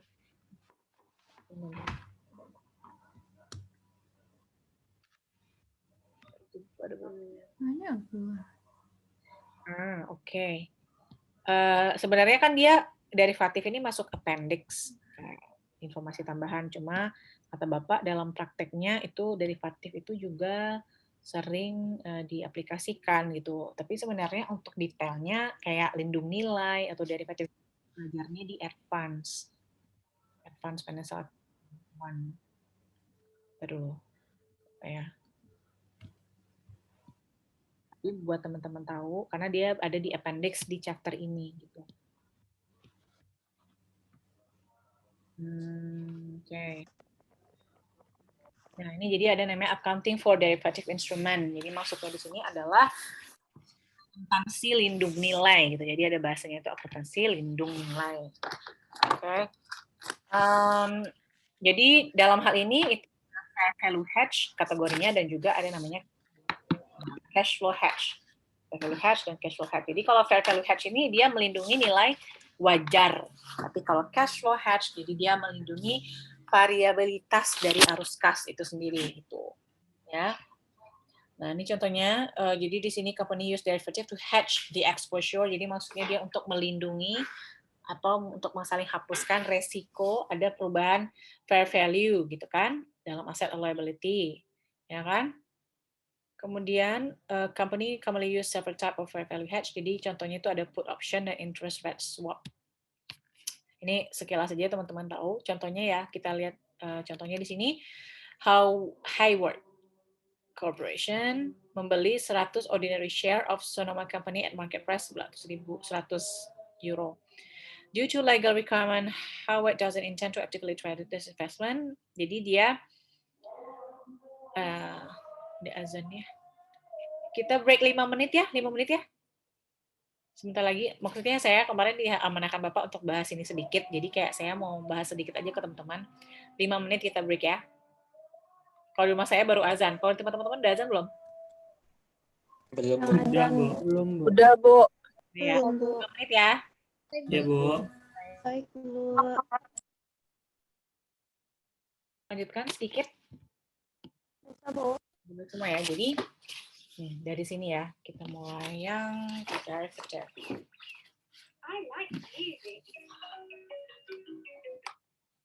Oke, kedengaran nih musiknya. Nah, jadi ini derivatif. Maksudnya adalah ini adalah kaitannya sama item gitu yang digunakan untuk memanage resiko.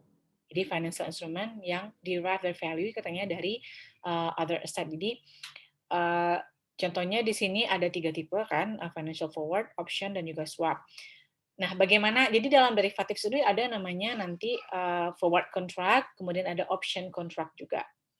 Nah, jadi nanti ada kaitannya juga dengan lindung nilai. Jadi misalnya, contohnya apa ya? Kalau forward, misalnya banyak sih tipenya itu kalau di advance nanti teman-teman akan banyak belajar tentang bahkan purchase komitmen dari pembelian itu juga akan dibahas nantinya. Nah, forward contract ini misalnya ketika perusahaan itu dia memiliki perjanjian dengan perusahaan lain, misalnya dalam hal misalnya hutang gitu kan ya. Kemudian si perusahaan itu harus membayar hutang misalnya senilai 100.000 gitu. Nah, nilai 100.000 ini harus dilindungi oleh si perusahaan yang memberikan hutang. Kenapa? Karena dengan adanya perubahan-perubahan nilai di pasar itu otomatis kan kayak market interest rate juga berpengaruh terhadap misalnya obligasi gitu kan. Nah, itu kan nanti berpengaruh terhadap berapa yang dia akan terima nantinya. Dan dalam hal ini dibutuhkan namanya perlindungan atas nilai tersebut gitu. Ini ada juga nanti teman-teman akan mengenal istilah spekulator dan producer. Jadi siapa saja yang menggunakan. Jadi spekulator inilah yang nanti dia memprediksi gitu harga pasar. Jadi kayak jadi nanti teman-teman akan kenal namanya spot rate, forward rate. Nah, itu nanti akan teman-teman pelajari di advance sebenarnya ya. Tapi ini di appendix di sini. Jadi kemarin Bapak bilang saya mungkin bahas sedikit aja. Jadi untuk yang basic principle-nya itu nanti di recognize derivatifnya di financial statement as asset and liability ya. Kemudian juga ada namanya speculation. Jadi kalau speculation ini misalnya memang berdasarkan spekulasi gitu nilainya. Jadi kalau misalnya dari spekulatornya itu misalnya harga apa ya kayak kemarin saya harga gandum di pasaran itu misalnya oleh spekulator diberikan misalnya $1.000 per kilo misalnya kan. Kemudian misalnya ada perubahan harga pasar, kemudian dia misalnya turun jadi 900. Nah, di saat dia turun jadi 900, yang 100-nya itu dibayarkan oleh spekulator kepada si company gitu. Kepada kita yang menjadi produsen misalnya gandum itu. Nah, makanya kita perlu ada lindung nilai di situ adalah karena kita ingin melindungi nilainya tetap segitu kita terima. Tapi kalau misalnya nilainya di atas 1.000, nah itu lebihnya kita bayarkan kepada spekulatornya. Nah, gitu. Jadi gitu situasinya ya, teman-teman kebayangkan. Nah gitu. Jadi kalau di sini dia contohnya ini yang speculation ya. Jadi ada option untuk ketika dia masuk kepada kontrak itu, kemudian dia di sini membayarkan. Nah ini juga instrumen derivatifnya. Kita lihat sekilas aja untuk spekulasi ini. Kemudian ini contohnya ya. Ini call option. Ini perbedaan antara traditional dan derivatif. Ini teman-teman baca aja, tapi sebenarnya ini buat informasi awal aja ya. Nah, untuk derivatif yang menggunakan hedging itu sendiri, itu dia ada dua tipe, ada fair value dan cash flow hedge. Jadi yang fair value dia melindungi nilai wajar, yang cash flow itu melindungi variabilitas dari arus kas, gitu ya. Contohnya nih, Highward Corporation membeli 100 ordinary share, kan? Doesn't intend to actively trade it. Kemudian berarti di sini dia membeli cash-nya 10.000, ya kan? Kemudian equity investment-nya itu jadi bernilai 10.000 gitu kan. Kemudian fortunately for Highward, the value of Sonoma share increase sebanyak 125 per share. Berarti dia perbedaannya berapa tadi? Ada 25 ya. Ya nggak? Sehingga dalam hal ini perlu dicatat gain on the investment-nya. Nah, namun dalam hal ini dia mencatat terhadap unrealized holding gain or loss of equity sebanyak 2.500 gitu. Ya, jadi ini reportnya kalau misalnya di statement of financial position si Highward itu berarti ada equity investment-nya tadi senilai berapa? 10.000 ditambah dengan nilainya jadi berapa tadi? 12.500 ya. Oh, nilai awalnya ya. Ya enggak? Kemudian dia menjadi di sini increase kan. Kemudian di sini ada accumulated other comprehensive income-nya 2.500 juga. Oke. Nah, terus Hayward is exposed to the risk at the price. Hayward. Nah, di sini situasinya. Hayward ini dia bilang di sini agak beresiko bahwa harga Sonoma share-nya itu akan berkurang, akan turun dia bilang. Nah, to hedge this risk, jadi kalau misalnya dia mau melindungi resiko itu, Highward ini lock in its gain on the Sonoma investment by purchasing a put option. Jadi dia dalam hal ini dia membeli put option ya, seharga 100 share dari Sonoma share. Jadi di sini sama kalau tadi misalnya dia kalau yang tadi itu yang gandum tadi saya bilang itu dia mau masuk ke dalam forward contract namanya. Kalau di sini dia put option contract ya. Nah, jadi this put option sistemnya sama, jadi dia since the exercise price equal to the current market, so no entry. Jadi kalau dalam ini kan sama nilainya nih dengan nilai pasar, jadi nggak ada entry di awal dia bilang. Ini contohnya, jadi the price-nya decline sebesar berapa tadi? 5 ya, 5 euro ya, ya nggak? Kemudian ini teman-teman harus perhatikan nanti fair value adjustment-nya berarti ada di kredit, gitu ya. Oke. Anyway, Zoom-nya mau dipakai Bapak buat ngajar habis ini juga. Kita lanjut dulu sedikit. Terus, ini untuk mencatat the value if been increased dari Sonoma share-nya, put option 500, kemudian unrealized holding gain or loss-nya 500 juga. Nah, ini efek yang akan muncul nanti di statement of financial position dan statement of comprehensive income. Nah, ini yang cash flow hedge. Jadi kalau cash flow hedge itu dia exposure ya melindungi to hedge the exposure, dia melindungi adanya variabilitas dari ada resiko arus kas, variabilitas dari arus kas itu sendiri yang ya kan yang hasil dari variability. Jadi pencatatannya fair value dari statement financial statement, kemudian gain or loss-nya. Kita lihat di sini contohnya. Nah, in September, Elite Kenco mengantisipasi membeli 1.000 metric tons of aluminium di Januari 2016. As a result, Elite enters into aluminium future contract. Jadi dia mengantisipasi pembelian aluminium ini ya. Kemudian dia memasuki future contract.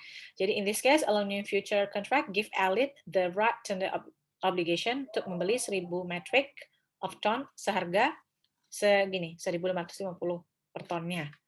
This contract price is good until the contract expire di Januari 2016. Nah, the underlying for this derivative is price of aluminium. Jadi yang menjadi dasar adalah harga dari aluminium itu sendiri. Jadi kalau misalnya ada perubahan-perubahan seperti yang saya bilang tadi, lihat dari spot price-nya. Jadi berapa harga pasarnya pada saat itu, harga spotnya, spot rate-nya pada saat itu misalnya. Kalau misalnya harganya kurang atau lebih, nah itu nanti akan ada efeknya. Jadi kalau misalnya dia ditetapkan nih deal-nya sama broker misalnya 1.550 per ton. Kalau misalnya kira-kira spot price-nya jadi 1650 gimana kejadiannya? Berarti gimana tuh di situ? Saya tahu nggak? Kalau misalnya sama berarti nggak ada ya. Jadi kan di sini dia bilang kalau sama berarti kan nggak ada. Nah, the price dia bilang. Nah, the price of aluminium itu increase sebesar 1.575. Sedangkan tadi kan dia deal-nya berapa? Halo? Dengar suara saya? Berapa? Baru Ya, berapa tadi deal-nya di awal, Han? Semangat ya, sedikit lagi. Oke, berapa? 1.550 kan? Ya nggak? iya Bu. Dalam hal ini kan dia nilainya naik nih. Cuma dia mencatat berarti kan di sini future contract-nya sendiri yang menjadi perbedaan kan? Nah, jadi dia melaporkan future contract-nya kan tadi kan dia masuk ke dalam future contract kan. Berarti di future contract-nya di debit 25.000, kemudian unrealized holding gain or loss-nya 25.000. Terus lanjut. Kemudian dia membeli di Januari 2016. Dia tadi sampai berapa terakhir? What's wrong? Apa ini? Tunggu. Apa nih yang muncul di saya? Oke. Nah, kemudian dia purchase 1.000 metric tons, dia bilang kan. Jadi dia membeli 1.000 metric tons ini dengan harga 1.575 ya tadi kan. Ternyata kan harga spot price-nya pada saat ini sekarang 1.575. Sehingga dia beli dengan harga 1.575. Padahal tadi deal-nya di awal berapa? 150. 1.550 ya. Ya, Pak. Kemudian at the same time, Elite dia juga membuat final settlement terhadap future contract-nya itu sendiri. Jadi kan future contract-nya tadi di debit 25.000. Ya nggak? Nah, sekarang berarti dia mencatat pencatatan adalah cash-nya 25.000. Berarti kan ini selisihnya kan tadi kan? Nah, future contract-nya itu di debit, di kredit sebesar 25.000. Nah, ini yang kaitannya dengan yang anticipated cash flow dengan actual cash flow tadi, dia bilang. Ya, maksudnya di sini jadi dia kan tadi sudah menetapkan atau settle gitu kan harganya itu 1.550. Itu 1.550 atau 1.550 tadi ya? Oh, itu karena udah dikali sama jumlahnya ya. Sorry, misalnya dia rate-nya di 1.550. Kemudian dia actual-nya dia bayar 1.575. Ya kan? Tapi dalam hal ini karena ada broker, dia tetap bayar cash-nya itu dia membayarkan 1.550 di sini. Jadi there is no income effect at this point, dia bilang. Ya kan? Karena sampai dia nanti menjual lagi barangnya itu baru dia bisa mencatat inventory. Jadi kan gini dia bilang, as part of other comprehensive income. Jadi dia masih mencatat sebagai other comprehensive income. Oke. Nah, ini tadi yang kalau dia udah jual kan. Jadi yang aluminium itu dia diproses menjadi finished good, kemudian dijual. Nah, ini baru dia menerima cash, ya kan? Nih, ini baru dia mencatat cost of goods sold-nya berapa. Gitu. Jadi maksudnya tadi melindungi nilai itu adalah nilainya itu tetap dia terima sebesar yang diharapkan kayak gitu. Jadi walaupun ada perubahan itu nanti dari brokernya nanti yang akan membayarkan. Kayak gitu ya. Oke. Jadi mungkin itu yang gambarannya si disclosure ya. Disclosure ini teman-teman bisa baca. Ya, oke. Alright. Mungkin untuk yang pembahasan ini sampai sini. Untuk yang investment ini sama tambahan tadi yang derivative ya and hedging. Gimana? Aman semua? Ada lanjut kuliah lagi nggak siang ini? Masih ada kuliah? Tidak ada. Oh, enggak. Tidak, Bu.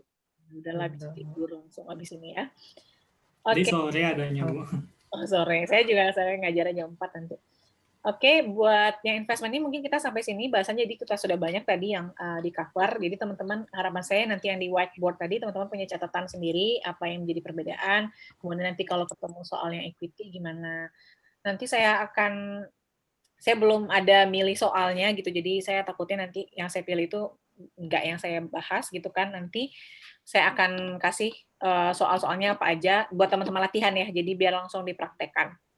Oke, itu nanti saya kasih tahu ke asisten juga. Oke, sampai sini ada yang mau ditanyakan? Cukup? Makasih buat yang udah ya berpartisipasi dan juga sudah join hari ini ya. Thank you buat semuanya. Kalau nggak ada yang mau ditanyakan, tapi kalau ada yang mau ditanyakan juga silahkan di WA aja ya. Mungkin kita sampai sini dulu. Makasih ya. Assalamualaikum warahmatullahi wabarakatuh. Saya end meeting ya. Oke, waalaikumsalam warahmatullahi Terima kasih Bu. Assalamualaikum warahmatullahi wabarakatuh. Selamat, terima kasih Bu dan selamat siang. Jaga kesehatan. Siap Bu. Siap. Oke, ya dadah.